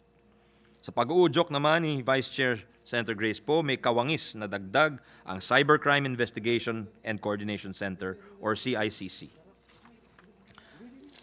To complement our efforts to enhance our firepower, we also aim to expand the reach and effectiveness of our soft power and diplomacy. These are encapsulated in the augmentations your committee has made to the appropriations for the Department of Foreign Affairs, where the subcommittee was chaired by no less than our Senate President Pro Temp and Senior Vice Chair, Senator Loren. We do this to maintain our independent foreign policy of being a friend to everyone and an enemy to none, as well as our continued commitment to upholding international rule of law. Some of our key posts will be receiving increased funding. Some of our embassies in Seoul, Tokyo, Washington, D.C., among others. The DFA's offices in Frankfurt can also expect additional funds in preparation for the 2025 Frankfurt Book Fair, where the Philippines will be the guest of honor, a project pushed by Senator Loren. This makes us the second Southeast Asian book publishing market to have ever received such a reception. Kung ano man ang pagpapahalaga natin sa rule of law pagdating sa mga international affairs, ganun din ang ating pagpapahalaga sa tamang pagpapatupad ng batas sa kaayusan at katarungan ng ating lipunan. Kaya Ginoong Presidente, sa pagsulong ng inyong lingkod, makakatanggap ang dagdag na pondo ang Department of Justice at ang kanyang mga attached agencies. Training courses, seminars at capacity building initiatives ng DOJ at NBI na itinulak din ng ating kasama Senator Raffy Tulfo. May pagtaas din po sa budget ng Philippine National Police para sa pag-procure ng mga digital forensic software at hardware para sa maintenance ng mga aircraft nito at higit sa lahat sa pagbili ng higit na 20,000 na body-worn cameras ng mga kapulisan. At ang modernization po ng NBI ay sponsor po ng ating Minority Floor Leader, Senator Coco Pimentel. Bibigyan din po natin ng dagdag na suporta ang judiciary sa karapat-dapat naman nilang matanggap bilang isa sa mga tatlong pangunahing sangay ng ating gobyerno. Kasama sa augmentation ng pondo para sa implementation ng judiciary marshals, sa hazard pay ng mga hukom, sa pagkakaroon ng mga bagong posisyon sa mga opisina ng mga justices ng Korte Suprema, pati na rin sa Sandigan Bayan at ng Court of Tax Appeals and Court of Appeals. Nais din natin protektahan ang ating kalikasan at palawigin ang ating kapasidad para harapin ang hamon ng climate change. May mga realignment tayo ginawa sa mungkahi ni Vice Chair Senator Cynthia Villar sa budget ng Department of Environment and Natural Resources or DNR. At kabilang dito ang pondo para sa proteksyon at pagpapaunlad ng iba't ibang protected area ng bansa alinsunod sa Philippine Biodiversity Strategy and Action Plan. Meron din pong 20 million para makapag-hire ng mga dagdag na forest protection officers at meron ding idinagdag sa Climate Change Commission para mailunsad nila ang Capacity Building on Climate Change Program for Barangay Health Workers at ang 2024 Philippine Resilience Awards na siyang nagbibigay parangal sa mga magagaling na local leaders na nagsasagawa ng mga proyekto hinggil sa climate change adaptation or disaster risk mitigation.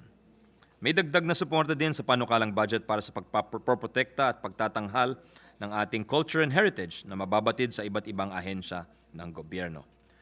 Una dito ang budget ng NCCA or National Commission on Culture and the Arts na may dagdag na 304 million sa mungkahi ni Senior Vice Chair Pia Cayetano. Dinagdagan din po natin ang pondo para sa operasyon ng muling binuhay ng Metropolitan Theater, sa administrasyon ng order ng mga pambansang alagad ng sining at sa implementasyon ng Republic Act 11915 o ang NAMSIA Act na ating sponsor sa huling nakaraang kongreso. At may dagdag din na pondo para sa National Historical Commission na mapupunta sa iba't ibang proyekto at mga events ng commission sa maintenance administration ng ibang national shrines, landmarks, and museums. Naglagay din po tayo ng pondo sa ilalim ng NHCP para sa selebrasyon ng 650th anniversary of Philippine Muslim History Heritage para ayusin at pagandahin ang Sheikh Makdum Tomb National Shrine at ang Sheikh Makdum Mosque sa Simunul, Tawi-Tawi na ang pinakaunang Muslim na misyonaryo na dumating sa Pilipinas noong 1300s para ibahagi ang turo ni Muhammad at ng Islam. Naghain rin po tayo ng panukala para ideklara ang November 7 kada taon bilang Sheikh Karimul Makdum Day, isang special national working holiday sa paggunita sa pagtatag ng pinakaunang mosque sa Pilipinas at sa pagpasok ng Islam sa ating bansa. Sigurado po kami na kapag matapos ang mga planong pag-develop ng National Shrine ito na siyang tinuturing na oldest mosque in Southeast Asia, matutuwa ang ating kasamahan na chairperson po ng Senate Committee on Cultural Communities na si Idol Senator Robin Hood Padilla. Siguradong matutuwa din sina Senator Padilla at Senator Lito Lapid dahil may dagdag na suporta ang ipinasok para sa Cinemalaya 2024 sa ilalim ng CCP at si Vice Chair Senator Jinggoy Ejercito Estrada sa Film Development Council of the Philippines para umigting ang kanilang network storage capabilities. Nais din po nating idiin ang ating suporta sa proyekto ni Senator Padilla para maitayo ang Film Heritage Building para magsilbing archive of Philippine cinema. Sa pangunguna naman ni Vice Chair Senator Bongo, pangangatawan natin sa budget na ito ang pangako ni President Bongbong Marcos na dapat lalong lumawak ang suporta ng gobyerno para sa sports development. Makakatanggap ng malaking dagdag ang Philippine Sports Commissions para sa mga proyekto ito.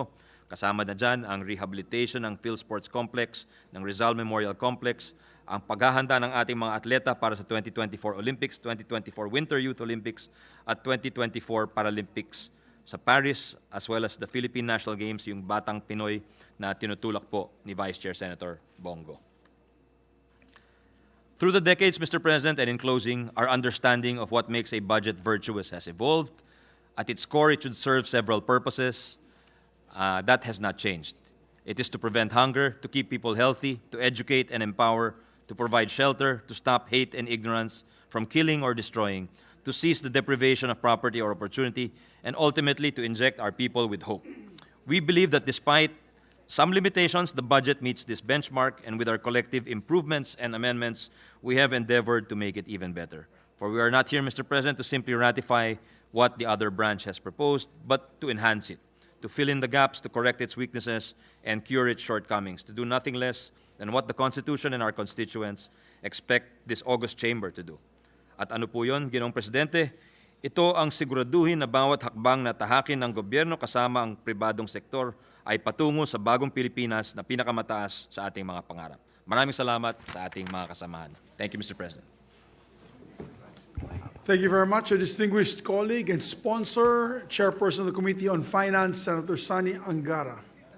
Mr. President, Senators Loren Ligarda and Pia Cayetano would like to just insert into the records their co-sponsorship speech. So move, Mr. President. There being no objection, motion's approved. Mr. President, we wish to commend and thank the distinguished chairperson of the Committee on Finance, our seatmate, the gentleman from Aurora, Senator Sani Angara, together with his vice chairpersons for the hard work that they have done. We have the scheduled rundown of the agencies to be considered starting tomorrow morning, Mr. President. And so with that, I move that we suspend consideration of House Bill number 8980 under Committee Report number 155. So move, Mr. President. Yes, we'd like to put on record and take note the hard work that these gentlemen and ladies dedicated, even during the break. Yes, Mr. Having President. committee hearings with the, subcommittee hearings with the different government agencies. So congratulations on your work, hard work and dedication. So there's a motion to suspend. The budget bill has been suspended for consideration. Yes. May I ask for a minute suspension, Mr. Session suspended for 1 minute.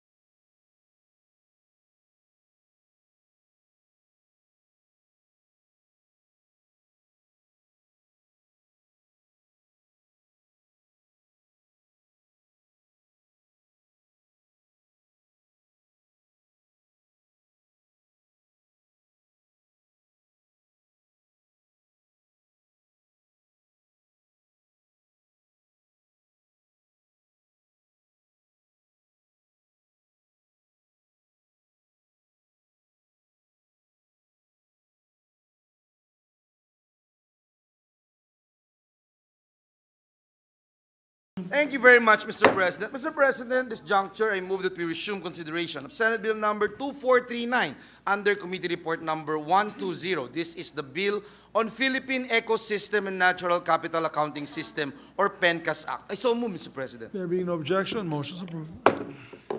Mr. President,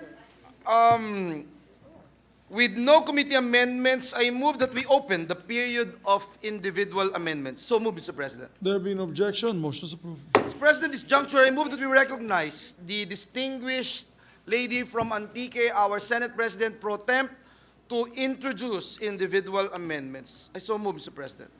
There being no objection, motion is approved. The period of individual amendments is opened. Thank you very much, Mr. President. These are the amendments to the Philippine Ecosystem and Natural Capital Accounting System, the PENCAS proposed measure. On page 2, after line 20, under section 3, add a new paragraph which shall read as follows. Adjusted net savings refers to the sum of the net national savings and education expenditure and deduct natural resources, open parenthesis, e.g., energy, minerals, forests, water, soil, inland wetlands, coastal and marine areas, and fisheries, close parenthesis, depletion, and greenhouse gas emissions, and pollution damage, period. Thereafter, succeeding paragraphs shall be adjusted accordingly. I so move, Mr. President. There being no objection, amendments approved. On page 3, line 23, under section 4, change the word environmental with the word ecosystem. I so move, Mr. President. There being no objection, the amendment's approved. On page 5, under section 6, line 10, remove the word securing, add the phrase ensuring the inclusion of proposals, comma, through program convergence budgeting to avoid duplication of funding for similar program, comma, activity, comma, or project for PENCAS, comma, by the implementing agencies for. I so move, Mr. President. There being no objection, amendments approved. Thus, section 6, paragraph C, subparagraph I shall now read as follows. Provide immediate support to achieve the priority activities across all components of the NCA roadmap, such as ensuring the inclusion of proposals through program convergence budgeting to avoid duplication of funding for similar program, activity, or project for PENCAS by the implementing agencies for budgetary or financial and technical support, and collaborating with development partners for project preparation and implementation.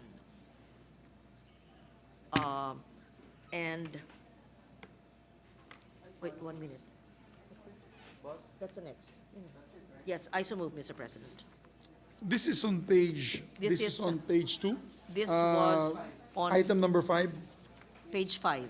Yes, Mr. President, section 6. It's page 5, section 6. Page 5, section 6, line 10. Okay, there being no objection, amendments approved.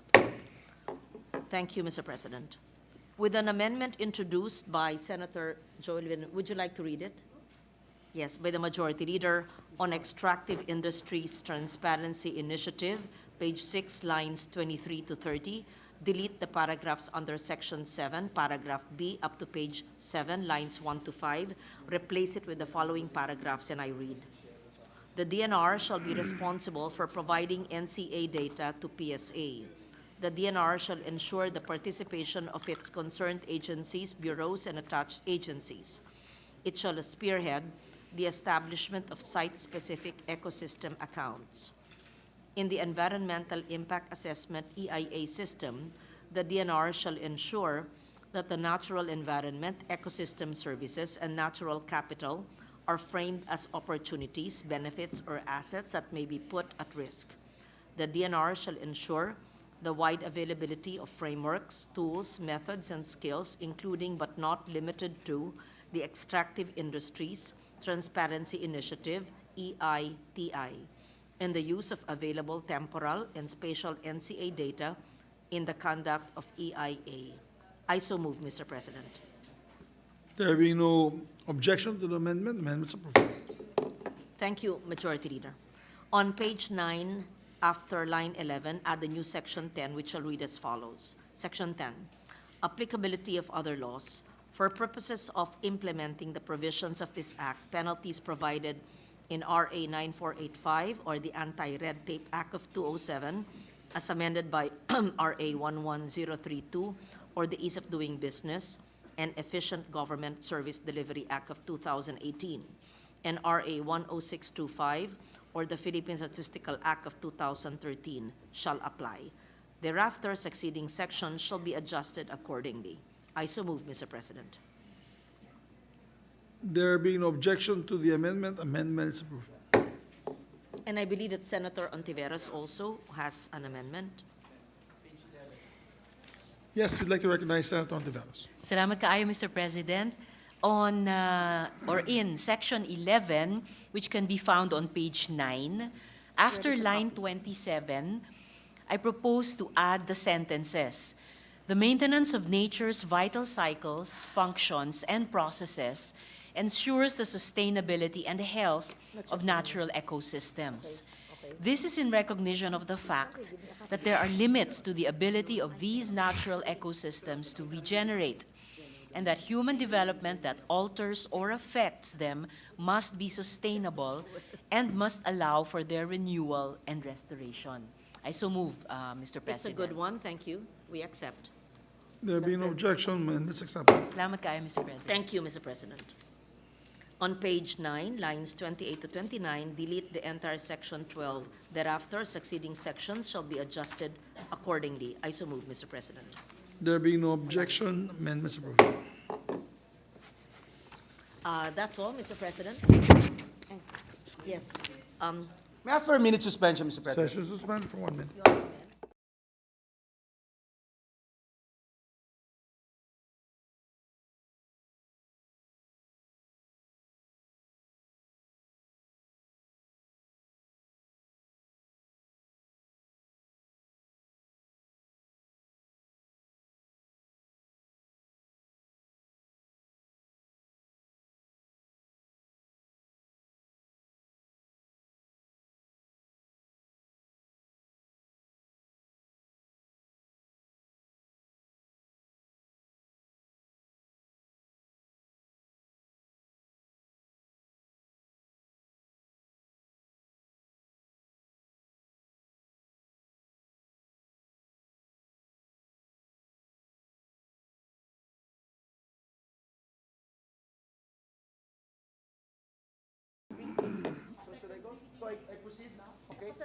With the consent of the body, Mr. President, and there being no other individual amendments, I now move to close the period of individual amendments. I so move, Mr. There President. being no objection, motion is approved. Thank you, Mr. President. With the consent of the body, I move that we approve on second reading Senate Bill number 2439, subject to style. I so move, Mr. President. There being objection, the motion of the majority floor leader,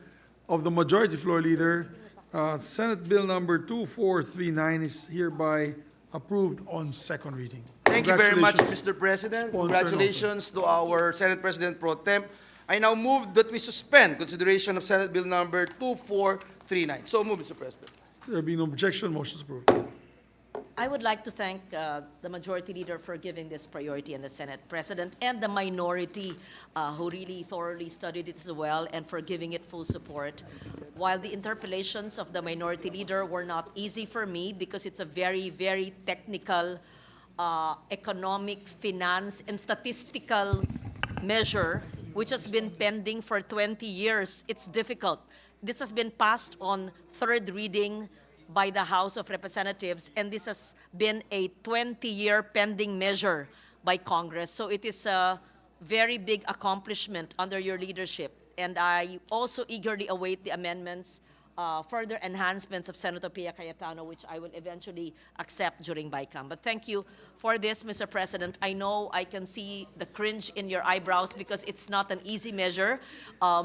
It's a NEDA and PSA measure. It's quite confusing, Madam Sponsor. It is It is not confusing, perhaps challenging, but it enhances the natural capital of our resource-rich nation. Yes. Yes. So thank you, Mr. I President. trust in your wisdom, Madam Sponsor. You always trust me. Thank you for Yes. your trust. Yes, Majority Leader. Mr. President, may I ask for a immediate suspension, Mr. President?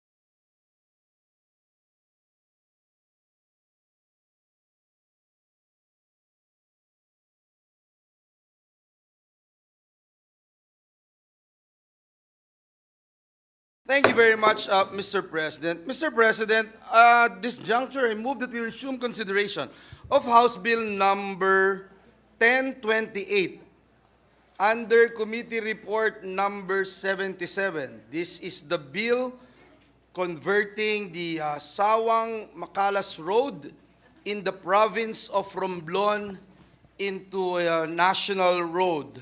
I so move, Mr. President. Is there an objection? There being none, the resumption of consideration on House Bill number 1028 under Committee Report number 77 is now in order. Thank you very much, Mr. President. Mr. President, the parliamentary status of the measure is that we have sponsored the bill, and with the consent of the body, I move to open the period of interpellation. I so move, Mr. President.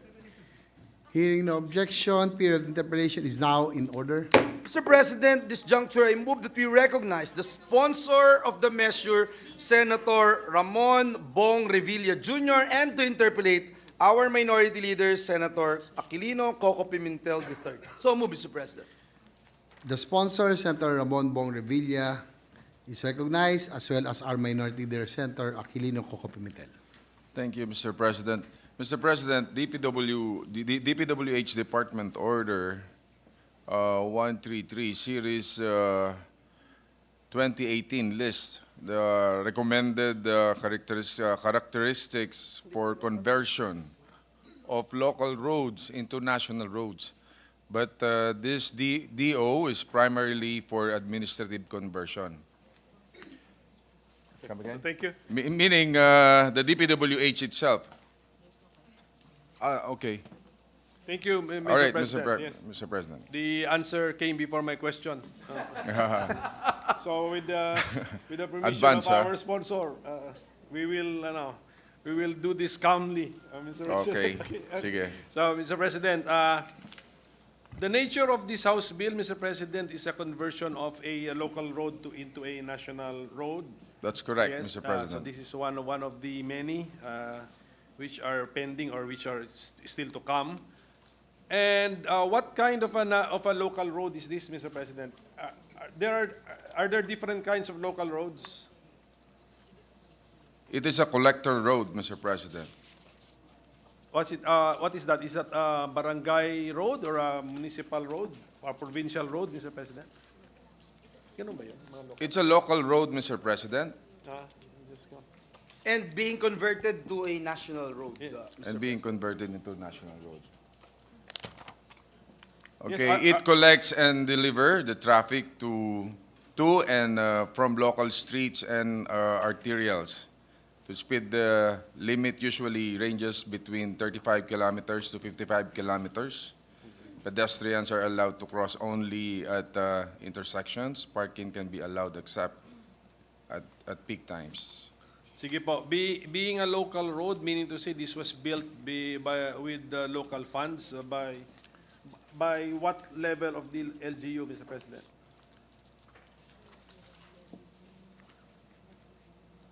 Actually, Mr. President, ang sumasagot po nito is more on the local. That's why they wanted to convert it into national road para matulungan po ng national government ang municipality.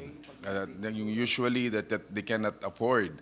So pinapa-convert po ng ating mga kongresista para ma-afford po ng ng local. Para Kasi may po, saayos natin. napapansin natin ito siguro kada Congress, mayroong mga siguro not less than 20 to, no? 20, minsan 50, minsan 100, Mr. President. So ano pong budgetary impact po ng pangkaraniwang bill na ganito po? Can we fix it on a per kilometer basis? It's a case-to-case basis, Mr. President. It depends do sa haba at cost ng project, ng maintenance or So something. i-apply na lang po natin dito po. For example, sa pinag-uusapan nating House Bill number 1028, the Sawang Makalas Road in Romblon, the province of Romblon. Ano pong estimated budgetary impact po nito once we accept it as a national road? And then pagkatapos po sagutin, pwede po malaman ano yung formula, paano po ginamit ba yung ilang number of lanes at saka yung kilometers, tapos minultiply sa a certain amount. Ganun po ba yun? Ano ba kahaba ito? Magkano ba? Anong ano? Ano mga...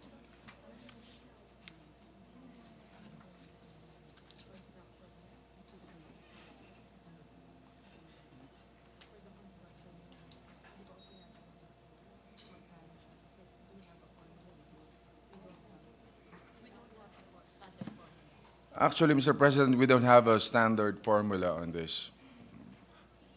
Can we not, there is no way to estimate? Kunyari, We have an estimate. if the question I ask is asked, is there no way to estimate the budgetary impact?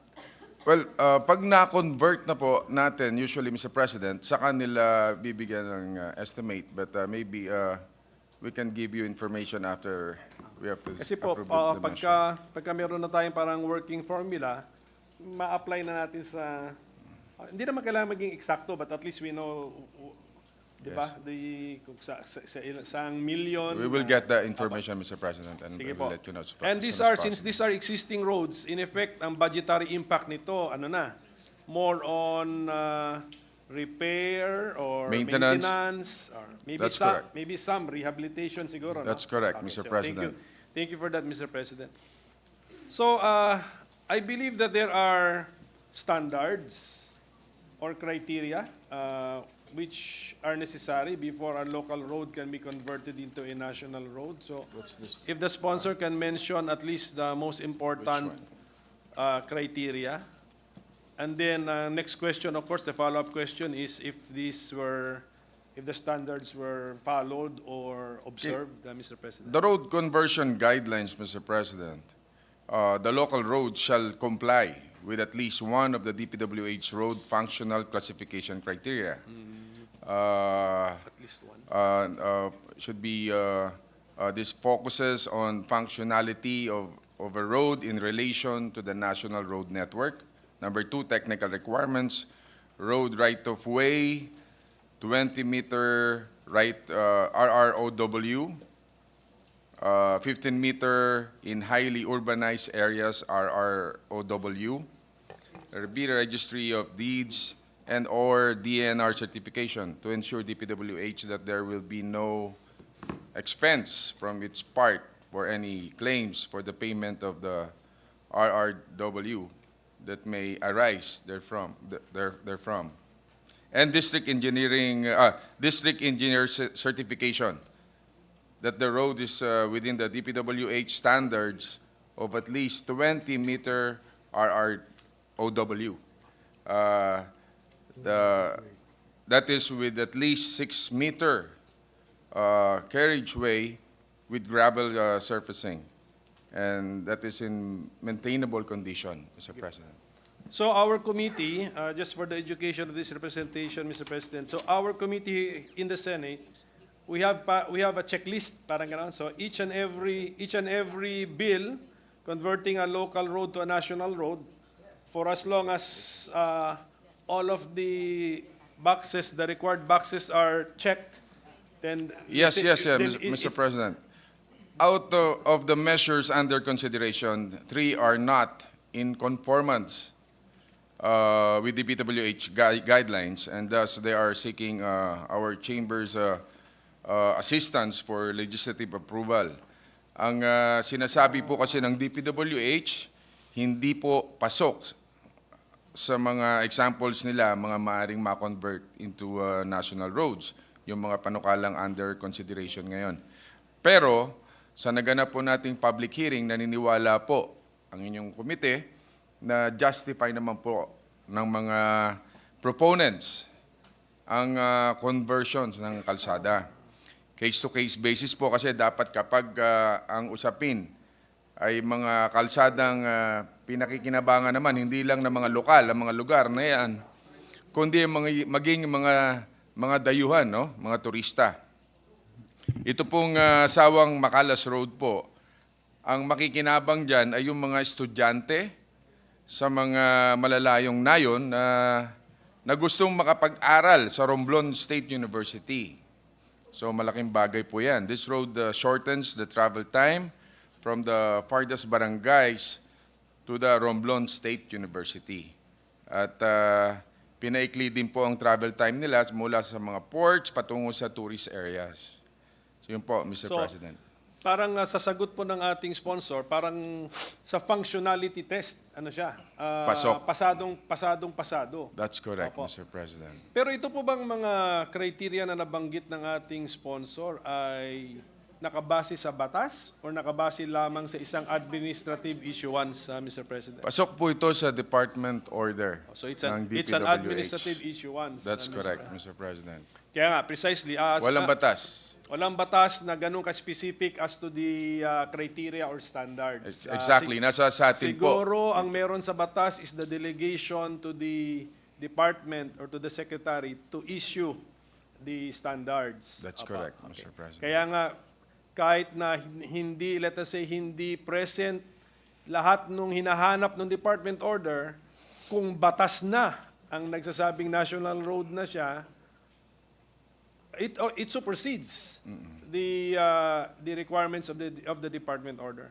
Tama po ba yan? Yes, Mr. President. In cases like this, Mr. President, ito mga bills to convert local roads to national roads, do we need to get the endorsement of the DPWH? Kailangan bang The mere pumayag sila recommendatory, bago? Mr. President. Okay. No? Mabigat ba yung pag hindi sila sumasang-ayon? Is that Actually, wala naman po na hindi pagsang-ayon ng DPWH. In fact, pinaubaya po nila sa atin na magdesisyon regarding this. tapos They yung will submit to the wisdom of the Senate, Mr. President. Tapos of course siguro yung local government unit sumang-ayon. Ano pong manifestation ng pagsang-ayon naman ng local government unit?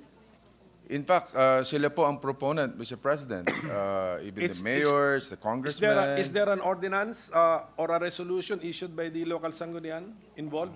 Actually, our basis is the House bill coming from the congressman, Mr. But President. our committee in the Senate, we make sure during the hearing that we get the consent. The position, of- yes, the consent of the or mayors. the That's correct, Mr. President. agreement of the local government unit. Yes, Mr. President. So at least meron. Actually, malaking bagay po ito para sa kanila kapag ito yung nangyari dahil siyempre hindi na nila iso-shoulder yung gastos. No? So, kabawasan sa gastos nila ito. So siguro, Mr. President, yun na lang pong request ko siguro. Let this be a standing request to the committee kasi I'm sure marami to. There will be a lot of, hindi lang ito nakasulat sa agenda natin ngayon, but sa susunod. Kung mabigyan po tayo ng gabay, guidance on how we can estimate the budgetary impact. Kasi I'm sure meron eh. Tapos, I'll do that, Mr. President. And then, Mr. President, the budget, okay, siyempre may budgetary impact. This will be taken from, most likely from the budget of the DPWH. On what program under the DPWH will be impacted by these conversions of local roads to national roads? For what I know, Mr. President, they will get this from the road maintenance, road repair and maintenance. Sige po. So, okay, so that is that's an item in the DPWH na siguro over the years kung tumataas dahil kung dumadami yung under its jurisdiction. So, Mr. President, I think that will be all for this bill, and since the other bills are similar in nature, although meron yatang isa is just a renumbering, not a conversion at Yeah, all. But that's correct. siguro, It's just a renumbering. the questions that I have asked for this particular bill are to the extent that they are relevant to the other bills on converting local roads to national roads. I will no longer ask the same questions of each and every similar bill, Mr. President. So, yun lang po, Mr. President. Siguro, the sponsor, please take note of the request Yes, I of this will. representation. Thank you, Mr. President. Yung guidance lang on how we can estimate. We'll do that, Mr. Thank you very President. much for Thank your you. patience, Mr. President. Thank you, Majority Leader. Yes, Mr. President, we'd like to thank our minority leader and our distinguished sponsor. And there being no other member who wishes to interpolate, Mr. President, I move that we close the period of interpellations and debate. So move, Mr. President. Is there an objection? There being none, motion is approved. Yes. Boss, okay lang. Diretso ko na, wala na amendments. Diretso ko na sa second.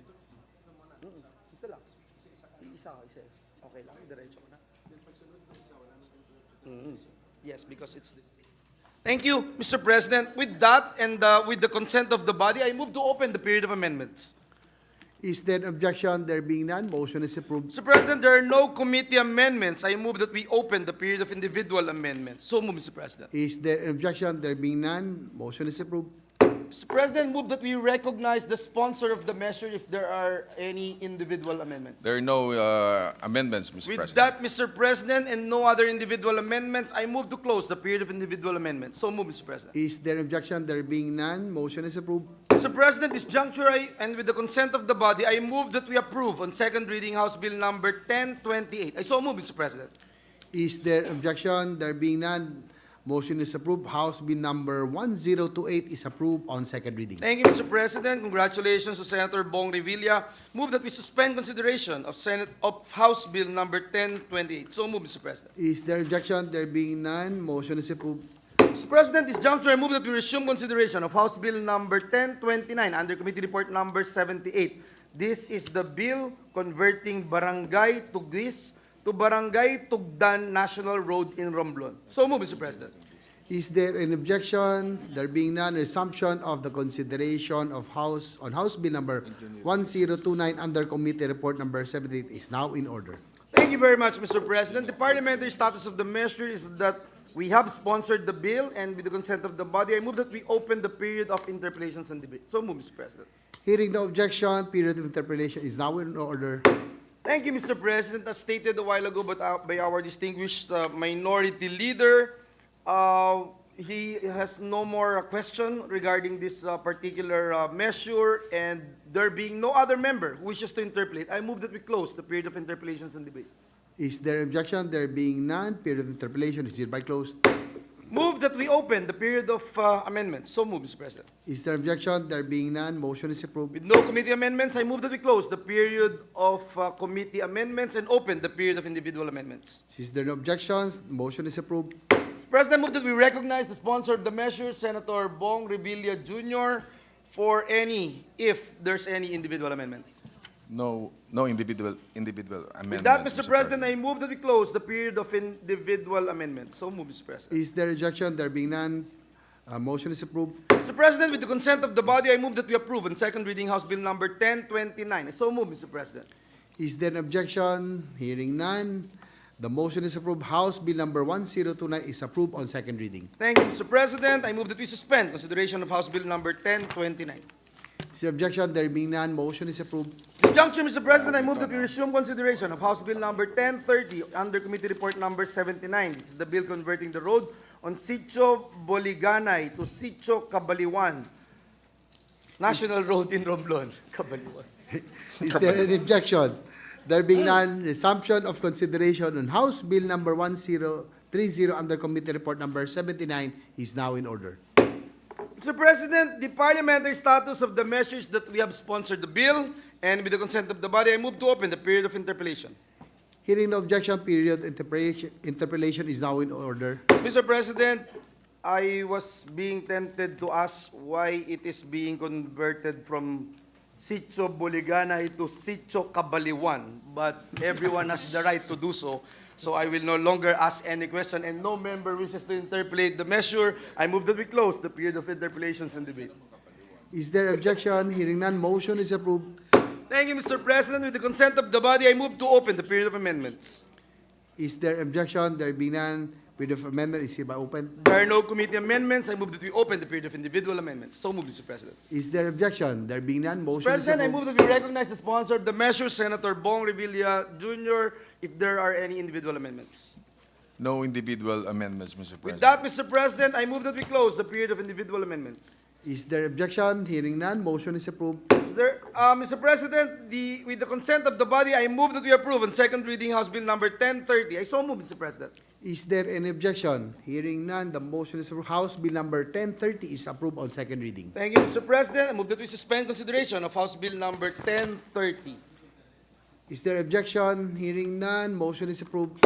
Last but not the least, Mr. President, I move that we resume consideration of House Bill number 1031 under Committee Report number 80. This is the bill on Sablayan, Agpanabat, Bagakay, National Road in Romblon. So move, Mr. President. Is there an objection? There being none, resumption of consideration of House Bill number 1031 under Committee Report number 80 is now in order. Mr. President, the parliamentary status of the measures that we have sponsored the bill, and with the consent of the body, I move to open the period of interpellations and debate. So move, Mr. President. Hearing no objection, period of interpellation is now open. Mr. President, there being no member who wishes to interpellate, I move that we close the period of interpellation. Is there objection? There being none, motion is approved. Mr. President, with the consent of the body, I move to open the period of amendments. Is there objection? Motion, hearing none, motion is approved. With no committee amendments, I move to open the period of individual amendments. So move, Mr. President. Is there an objection? There being none, motion is approved. President, at this juncture, I move that we recognize the sponsor of the measure, Senator Bong Revilla Jr., if there are any individual amendments. No individual amendments. With that, Mr. President, I move, and there being no other individual amendment, I move to close the period of individual amendments. Is there an objection? There being none, motion is approved. With the consent of the body, I move that we approve on second reading House Bill number 1031. I so move, Mr. President. Is there any objection? Hearing none, the motion is approved. House Bill number 1031 is approved on second reading. Move that we suspend consideration of House Bill number 1031. Hearing no objection, the motion is approved. Thank you, Mr. President, and congratulations to Senator Bong Revilla Jr., who's working very hard in this August chamber. Mr. President, This engineering offices. Mr. President, at this juncture, I move that we resume consideration of House Bill number 1043 under Committee Report number 81. This is the bill on Negros Occidental District Engineering Office, First Legislative District. So move, Mr. President. Is there an objection? Hearing none, resumption of consideration on House Bill number 1043 under Committee Report number 80 is now in order. Mr. President, the parliamentary status of the measure is that we have sponsored the bill, and with the consent of the body, I move to open the period of interpellations and debate. Hearing no objection, period of interpellation is now open. Thank you, Mr. President. This juncture, I move that we recognize the sponsor of the measure, Senator Ramon Bong Revilla Jr., and to interpellate our minority leader, Senator Aquilino Coco Pimentel III. The sponsor, Senator Bong Revilla, and our minority leader, Senator Coco Pimentel, are recognized. Thank Yes, you, Mr. Mr. President. President. With the permission of our Yes. hardworking sponsor. An honor, Mr. President. And ito pong panukalang batas na ito parang kamukha rin nung road conversion na marami-rami ito kada Exactly. kongreso. But siguro mas konti compared sa conversion of road siguro to. That's correct, Mr. President. In fact, ang dami pang inline, no? Yung mga susunod natin na dito. Ito po ba automatic na pagka, let us say, there is a new legislative district which is created, it follows na meron batas tayong gagawin na May district requirements engineering po na sinusunod, Mr. President, para maka-create ng engineering districts. Ang guidelines po as follows. As to the road length, it must be at least 100 kilometers. As to the land area, there must be at least 100 square kilometers. As to population, there must be at least 250,000 inhabitants. So, yun po, Mr. President. dito po sa particular bill na ito, which is creating a district engineering office in the first legislative district of the province of Negros Occidental. Ito po ba yung na-comply? Yes, Mr. President. Meritorious po. Nag-comply po sila. How about doon po sa sa susunod na mga bills po natin on the if the sponsor will allow me to go to anticipate the other bills, Mr. President. So Yes, para we can go straight na Yes. to ano. I Actually, three think- out of the proposals, no, 4 proposals have been complied with the requirements as to road length of 100 kilometers, Opa. as to land area of 100 square kilometers, and as to population 250,000 inhabitants. As the loan proposal that which has not complied, they are only short by a few thousand as to inhabitants. And for a very good reason naman po, Mr. President. Which is this?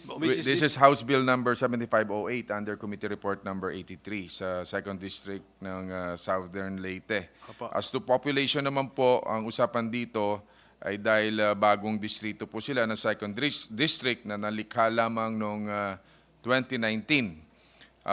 In 4 years from its inception, they already have almost 230,000 inhabitants. So medyo na short lamang po sila ng 20,000.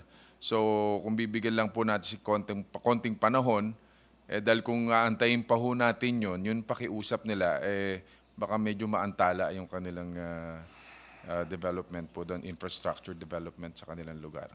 In due time, they Yes, will- Mr. President. Siguro in 1 year, 2 years, maaabot din naman po Kasi nila yun. I'm sure meron pong time lag yan. If we create by law a district engineering office, from experience, ano ang time lag that we already have in reality a functioning district engineering office after how many months po from the laws enactment? Maybe mga 2 years, Mr. President. So, ganun. Tama. By the time na dumating na- yon, ma-establish, Matayo na itong naabot na rin nila. district engineering office in the 2nd legislative district of Southern Leyte. By that time, Na-achieve na rin nila compliant yung, na po sila sa na-comply na that rin is po nila that's a yung- different House Bill number 7508. So since we have already answered the question for that bill, Mr. President, hindi na po tayo mag-interpolate po doon.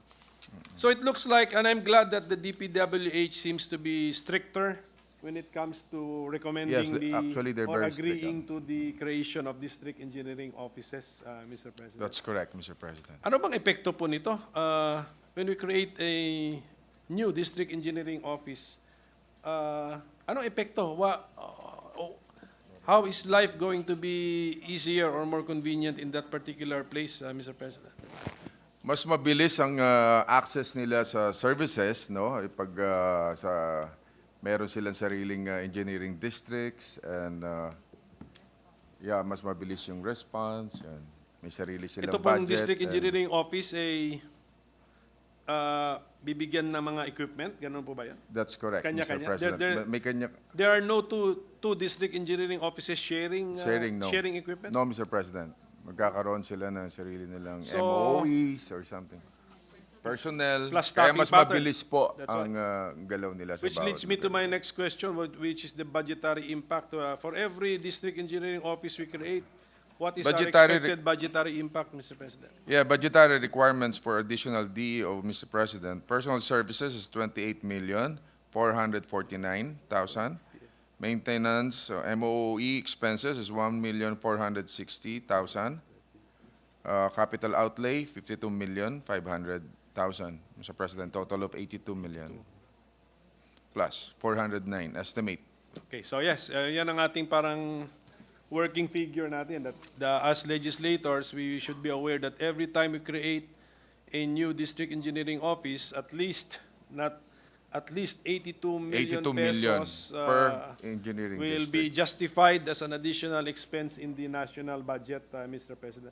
And then, ito po ba ay meron ng programang kaya sa DPWH budget na mag-absorb kung may new DEO, or the year after pa siya, the budget for the next year pa siya mapupunduhan? Siguro po by next year pa, kung hindi sila included dito sa budget maging natin. Unless magkaroon sa insertion or whatever. Which Mr. adds to President. the time lag, no? Yeah, Yes, exactly, which adds to the Mr. time. President. So, Mr. President, ito lang po out of curiosity. Ang alam ko sa Negros Occidental, may 6 yata dyan na legislative district eh. If I'm not mistaken, tama po ba yan? And how come our bill is about creating a district engineering office in the first legislative district? Ano po nangyari? There is none yet existing, Mr. President? Sub-PEO.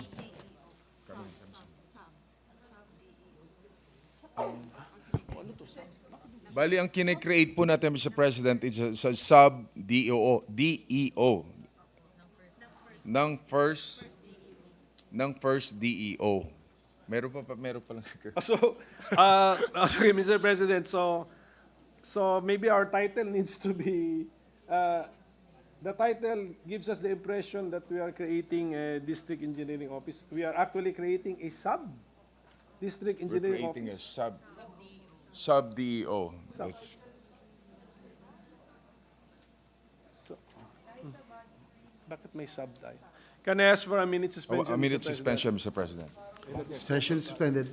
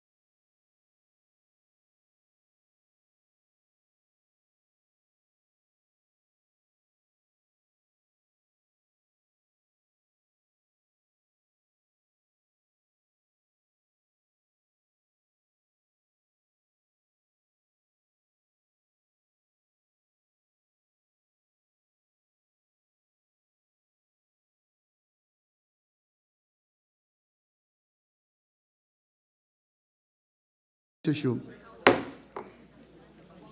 Yes. So, Mr. President, the parliamentary situation is that this representation was interpolating on the matter of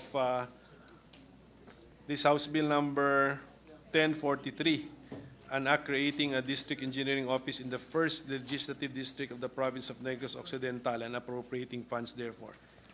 Given the fact that it may be a sub-district engineering office that we are really creating, with the permission of the sponsor, if I can ask for the deferment of the consideration of this measure, Mr. President, so we can clarify that particular issue. okay, Mr. President, no problem. So with that, Mr. President, the majority leader is not yet here, so the SP will suspend. Okay, thank you. Suspend. Session suspended.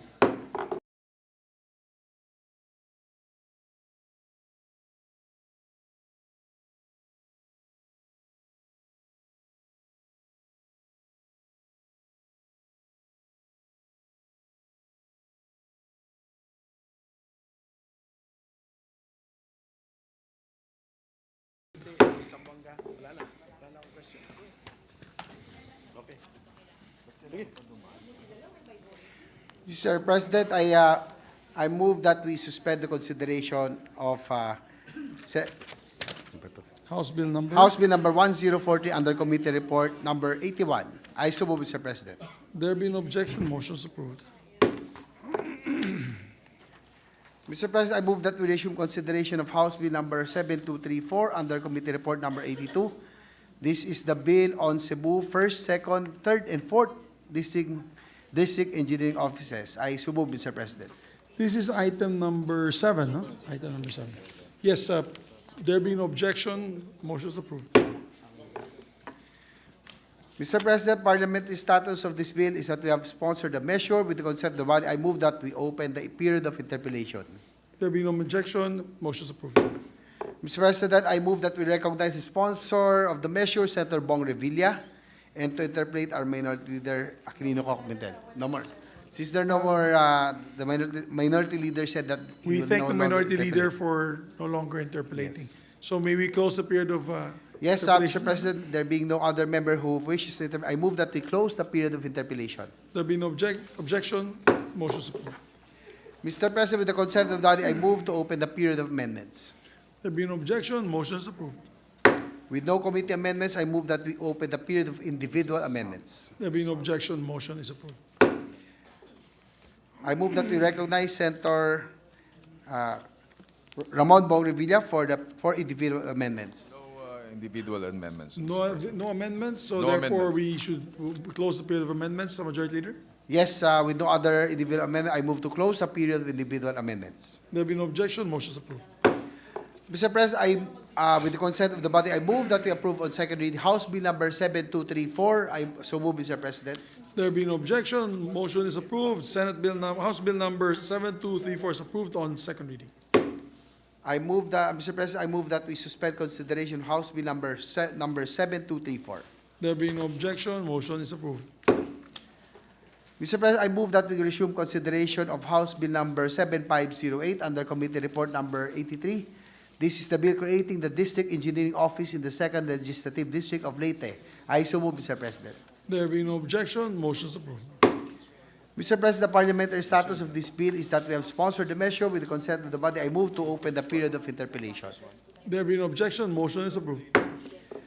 Mr. President, I move that we recognize the sponsor of the measure, Senator Bong Revilla.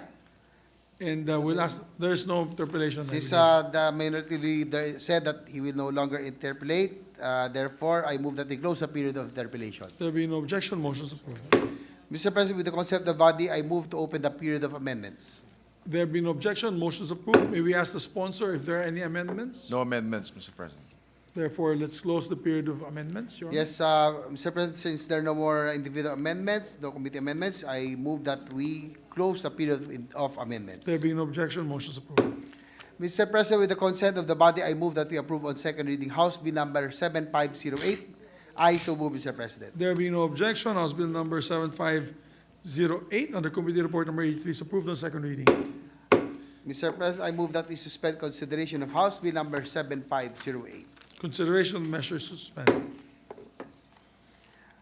Mr. President, I move that we resume consideration of House Bill number 7577 under Committee Report number 84. This is the bill on Zamboanga City Additional District Engineering Office. I so move, Mr. President. There being no objection, motion is approved. Mr. President, the parliamentary status of this bill is that we have sponsored the measure with the consent of the body. I move to open the period of interpellation. I so move, Mr. President. There being no objection, motion is approved. Since the minority leader indicated that he will no longer interpellate, I move that we close a period of interpellation. There being no objection, motion is approved. Mr. President, with the consent of the body, I move to open the period of amendments. There being no objection, motion is approved. No amendments, Mr. President. Mr. President, since there are no individual committee amendments, I move that we close the period of amendments. There being no objection, motion is approved. Mr. President, with the consent of the body, I move that we approve on second reading House Bill number 7577. I so move, Mr. President. There being no objection, House Bill number 7577 is hereby approved on second reading. I move that we suspend consideration of House Bill number 7577. There being no objection, motion is approved. I move for 1 minute suspension.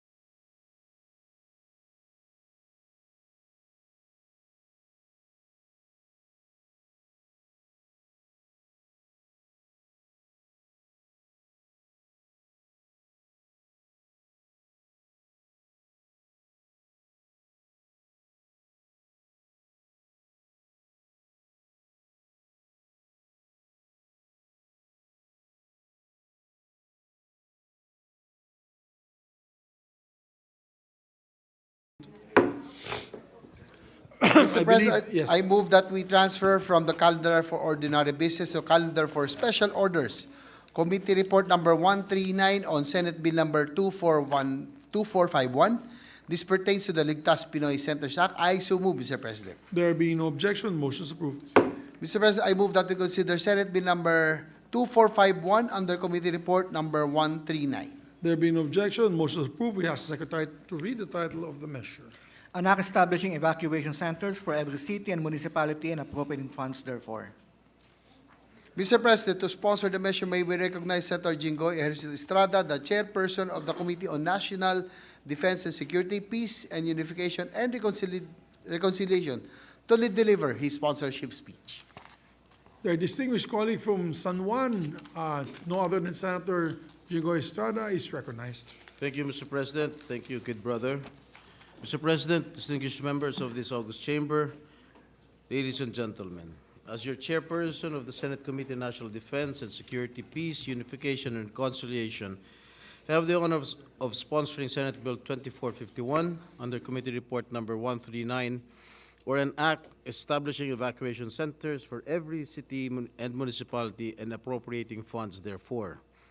This substitute bill, authored by 6 of our colleagues, namely Senators Christopher Bongo, Ramon Bong Revilla Jr., Win Gatchalian, Lito Lapid, Rafi Tulfo, former Public Works Secretary Senator Mark Villar, and this representation, taking into consideration House Bill number 7354, is among the priority legislative measures identified in the Philippine Development Plan of 2023 to 2028.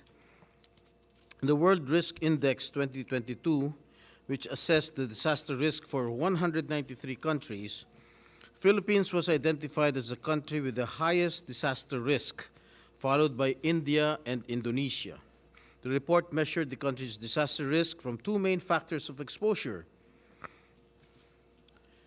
and vulnerability.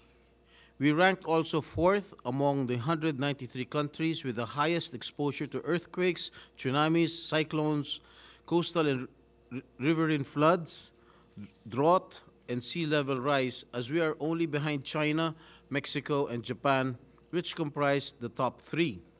Moreover, The United Nations Office for Disaster Risk Reduction reported that the Philippines was among the top 5 countries in the world who experienced the highest number of disaster events from 2000 to 2019, with 304 events. Furthermore, the Philippines was included in the top 10 countries by total population affected by disasters at 149 million, and in the top 10 countries most affected per 100,000 inhabitants for the 20-year period. In view of the foregoing, policies promoting disaster preparedness and resilience should be at the top of the nation's agenda as it directly affects the attainment of the country's development goals. The proposed Ligtas Pinoy Centers Act aims to establish permanent disaster-resilient, fully equipped evacuation centers for every city and municipality in our country. These evacuation centers shall provide decent temporary shelter and will be the safe refuge of the displaced population caused by natural calamities, human-induced disasters, or public health crisis. This measure aims to institutionalize the ongoing program of the DPWH, which started in 2016. As of July 25, 2023, 380 evacuation centers have so far been completed. 44 are ongoing and 8 are for implementation. Mr. President, according to the OCD, or the Office of Civil Defense, this initiative will serve as a concrete example of investing for resilience, which is one of the priority actions in the Sendai Framework for Disaster Risk Reduction, where the Philippines is a signatory. The bill provides for the minimum standards for the essential facilities and conditions of each evacuation center to ensure that it is positioned and built on a safe and accessible location. It is able to withstand super typhoons or wind speeds of at least 300 kilometers per hour. That is more than the 185 kilometer per hour super typhoon signal, and seismic activity of at least 8.0 magnitude. Nais natin matiyak na ang mga itatayong evacuation center ay matatag at magiging ligtas na silungan ng ating mga kababayan sa panahon ng kalamidad.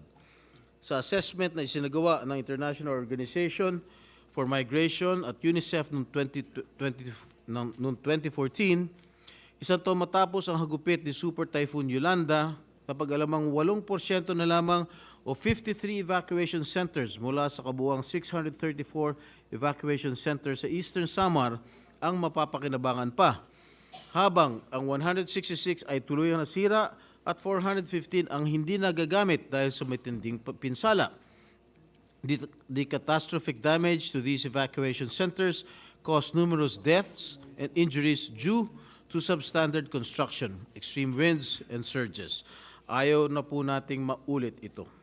The bill also provides the minimum facilities and amenities to ensure the humane living conditions of the evacuees.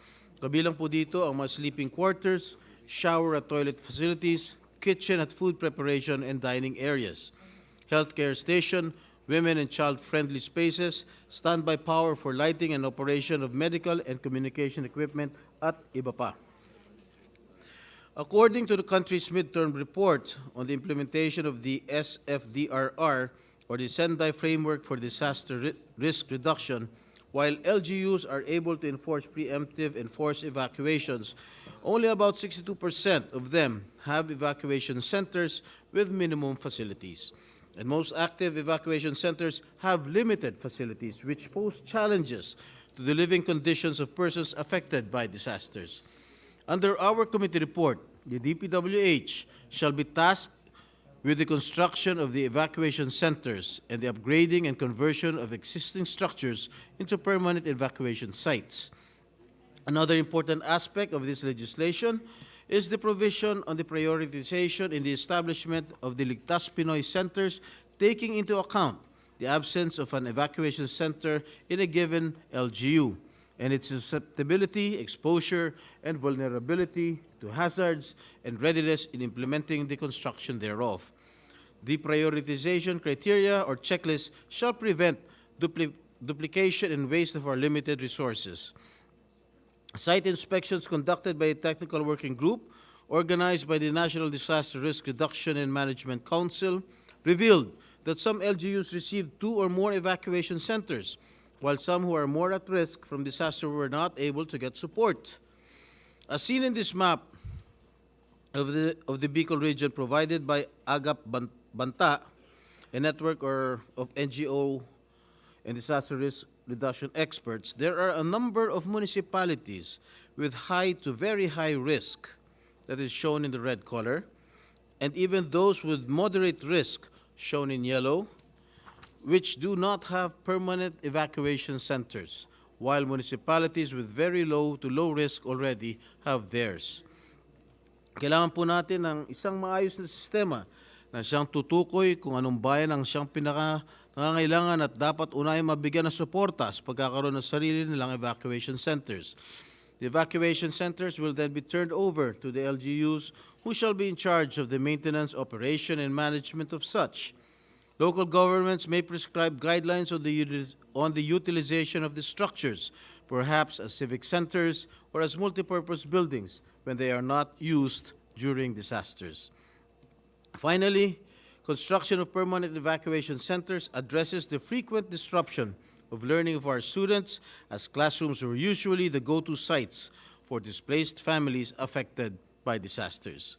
This is still the practice despite the enactment of Republic Act No. 10821, or the Children's Emergency Relief and Protection Act, last May of 2016, which provides that classrooms may only be used as evacuation centers as a last resort, and only in cases where there is no other available place or structure which can be used as a general evacuation center may a school or child development center be used as an evacuation center. As cited under the Philippine Development Plan, 35,648 classrooms in 11,522 schools in the country have been used as temporary evacuation centers, thus displacing or suspending the teaching or learning activities in them. Nung nag-alboroto ang Bulkang Mayon sa Albay nitong Hunyo, humigit kumulang 20,000 katao ang lumikas at marami sa kanilang sumilong sa mga silid-aralan sa iba't ibang paaralan. Dahil dito, maraming klase apektado. Pinilit ng ating mga guro na pagpatuloy ang pagtuturo sa kanilang mga estudyante sa mga village halls, chapel, gymnasium, garden at maging sa ilalim ng mga puno.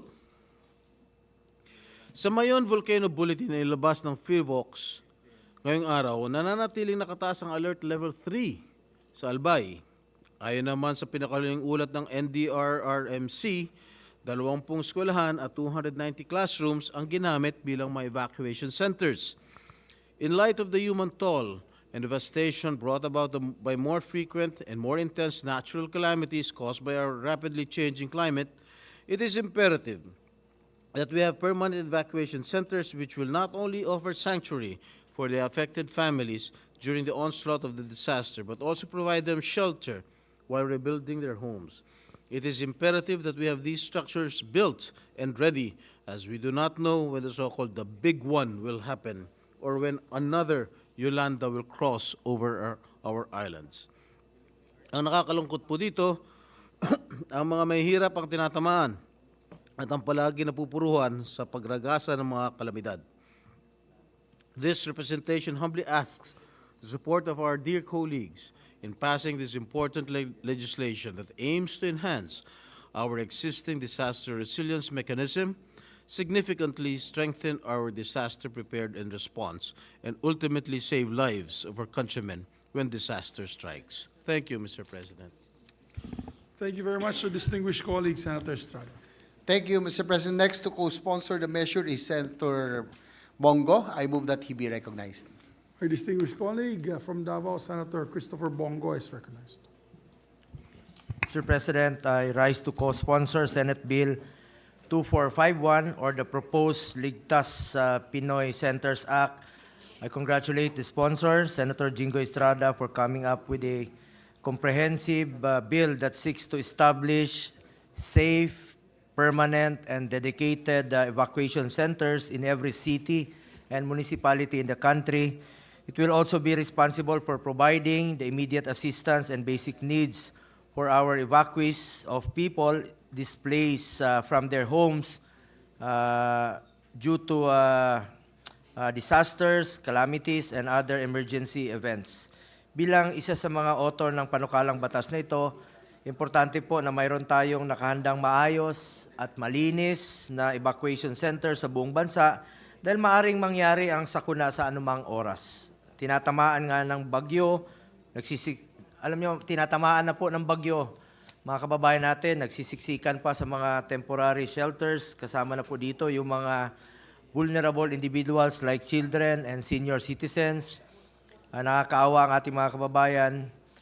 Sa kaikot ko po sa buong Pilipinas, mga nasunugan, putok ng bulkan, lindol, bagyo, sunog, no?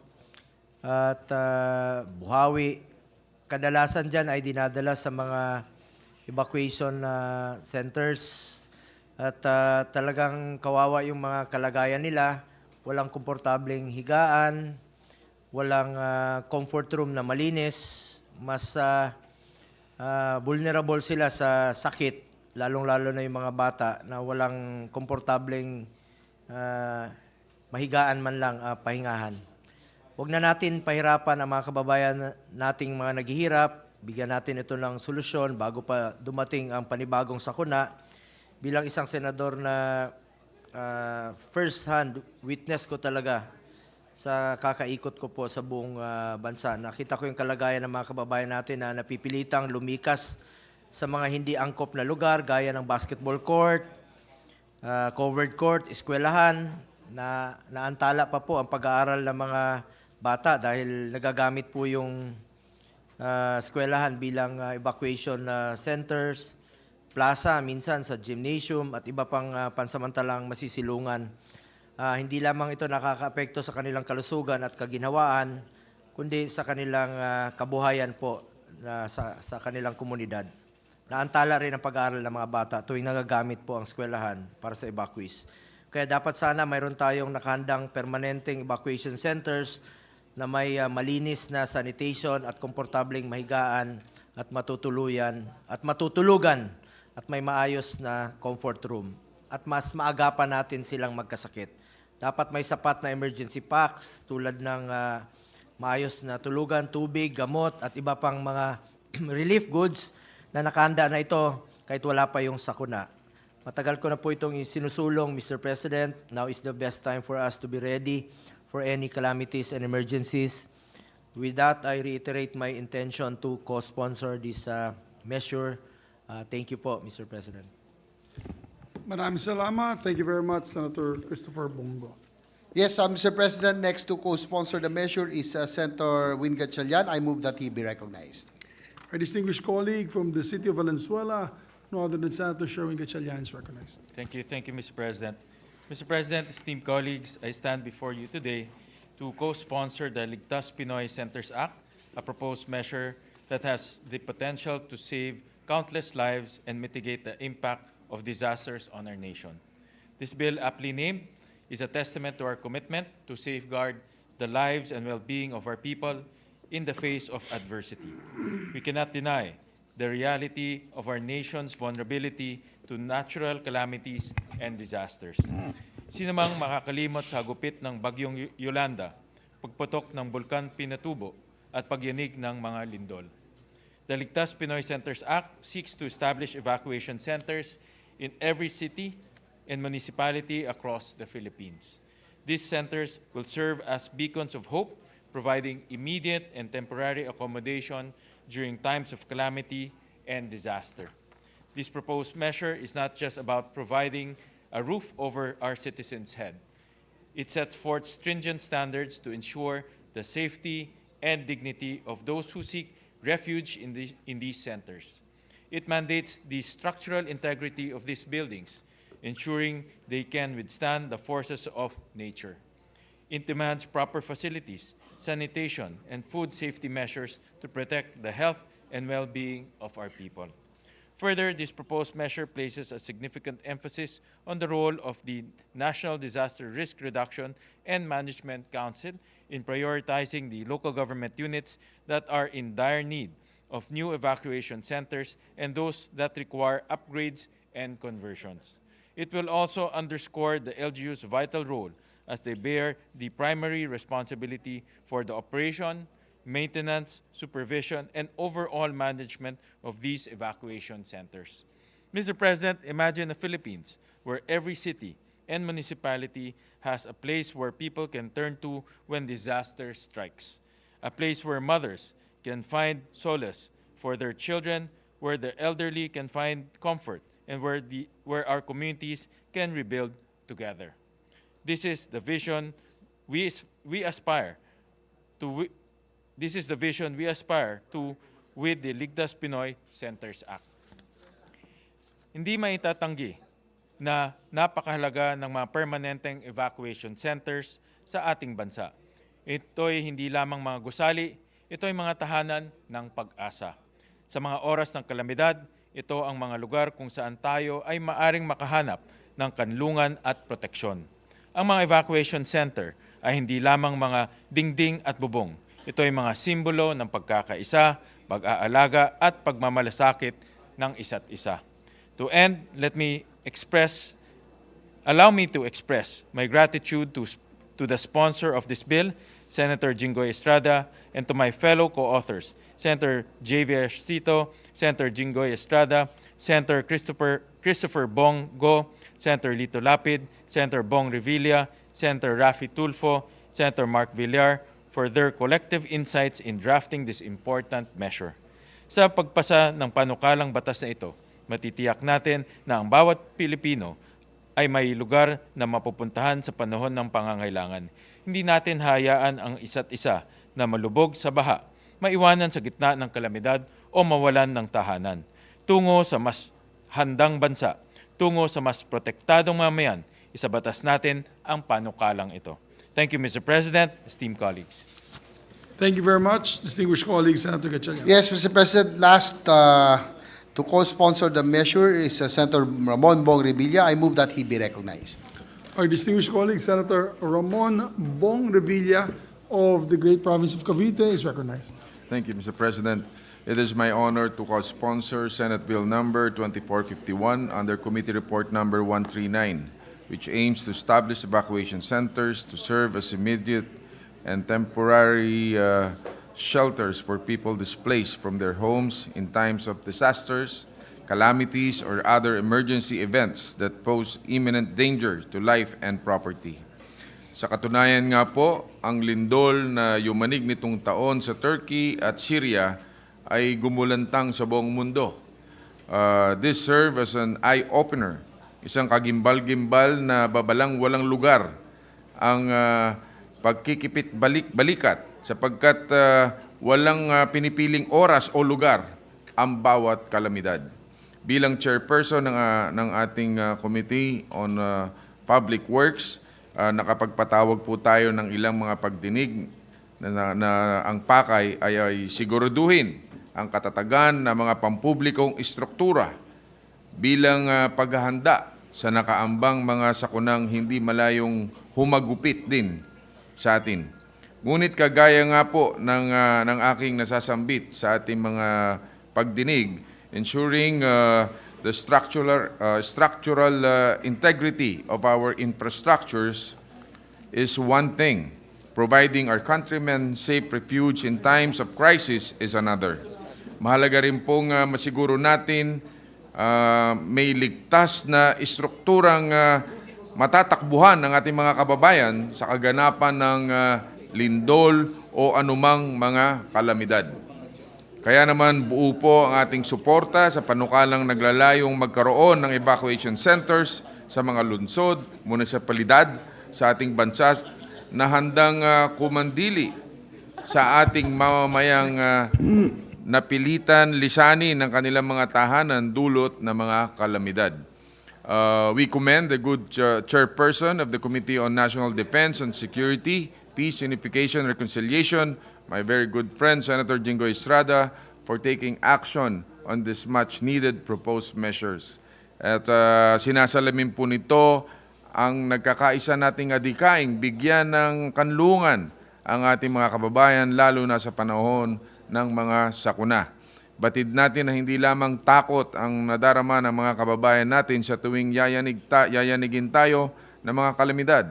ngunit may pangambaring iniisip kung saan tatakbo upang makaligtas. At ito nga po mismo ang layunin ng panukalang ito. Huwag na po nating antayin pang mauna po tayo ng hagupitin ng mga bagyo, lindol, at iba pang mga natural disasters na alam naman nating taon-taon ng bumubulabog sa kaligtasan ng ating mga mamamayan. Let's be one step ahead so that we are able to save more lives. Maraming salamat po, Ginoong Pangulo. Maraming salamat, Senator Revilla. Thank you, Mr. President. I move that we suspend consideration of Senate Bill number 2451 under Committee Report number 139. There being no objection to the motion, motion is approved. Yes, Mr. President, some administrative matters. Mr. President, with the consent of the body, I move to transfer the committee referral of Senate Bill number 2213. This is the Las Piñas City Regular LTO District from the Committee on Rules to the Committees on Public Services and Finance. So move, Mr. President. There being no objection, motion is approved. Thank you, Mr. President. With the consent of the body, I move to transfer the committee referral of Senate Bill number 1984. This is the Tabayon National High School from the Committee on Rules to the Committees on Basic Education and Finance. So move, Mr. President. There being no objection, motion is approved. Mr. President, with the consent of the body, I move to transfer the committee referral of Senate Bill number 2162. This is mandating the full rehabilitation, upgrading, and maintenance of Roman Superhighway Province of Bataan from the Committee on Rules to the Committees on Public Works, Environment, Natural Resources, and Climate Change and Finance. I so move, Mr. President. There being no objection, motion is approved. Mr. President, with the consent of the body, I move to transfer the committee referral of Senate Bill number 1622, upgrading the Bangi District Hospital in the province of Ilocos Norte from the Committee on Rules to the Committees on Health and Demography and Finance. So move, Mr. President. There being no objection, motion is approved. Mr. President, with the consent of the body, I move to transfer the secondary committee referral of Senate Bill number 2462, an act providing the Muslim Filipinos better access to Sharia courts, amending for the purpose Republic Act number 9997, otherwise known as the National Commission on Muslim Filipinos Act of 2009. From the Committee on Civil Service, Government Reorganization and Professional Regulation to the Committee on Justice and Human Rights and Finance. So move, Mr. President. Therefore, it And will retain, be Mr. President, the primary committee. which is the Committee on Cultural Communities and Muslim Affairs. Yes, Mr. President. There being no So objection, motion is approved. Thank you, Mr. President. Mr. President, pursuant to Section 18 of the Rules of the Senate and upon the instruction of the Chairperson of the Senate Committee on Higher Technical and Vocational Education, Senator Francis Chis Escudero, may I manifest the creation of a subcommittee to hear Senate Bill number 363 or the Enterprise-Based Education and Training to Employment Act. With this representation as chairperson. I so manifest, Mr. President. The manifestation is noted. Thank you, Mr. President. Mr. President, at this juncture and with the consent of the body, I move for the Senate President's designation of additional 3 Senate conferees to the Bicameral Conference Committee on the Disagreeing Provisions of Senate Bill number 2001 and House Bill number 6510, entitled New Philippine Passport Act. I so move, Mr. President. There being no objection, motion is approved, and we are the following are our designated members: Senator Robin Hood Padilla, Senator Bato de la Rosa, and Senator Ramon Bong Revilla Jr.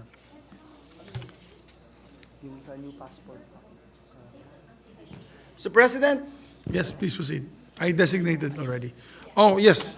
I believe we're going to suspend session today. yes, Mr. Majority Leader. President, and with tomorrow, the 10 a.m. permission of the body, I move that we suspend the session until 10 o'clock in the morning of Wednesday, November 8, 2023. So move, Mr. President. There being no objection, session is suspended until 10 o'clock in the morning, Wednesday, November 8, 2023.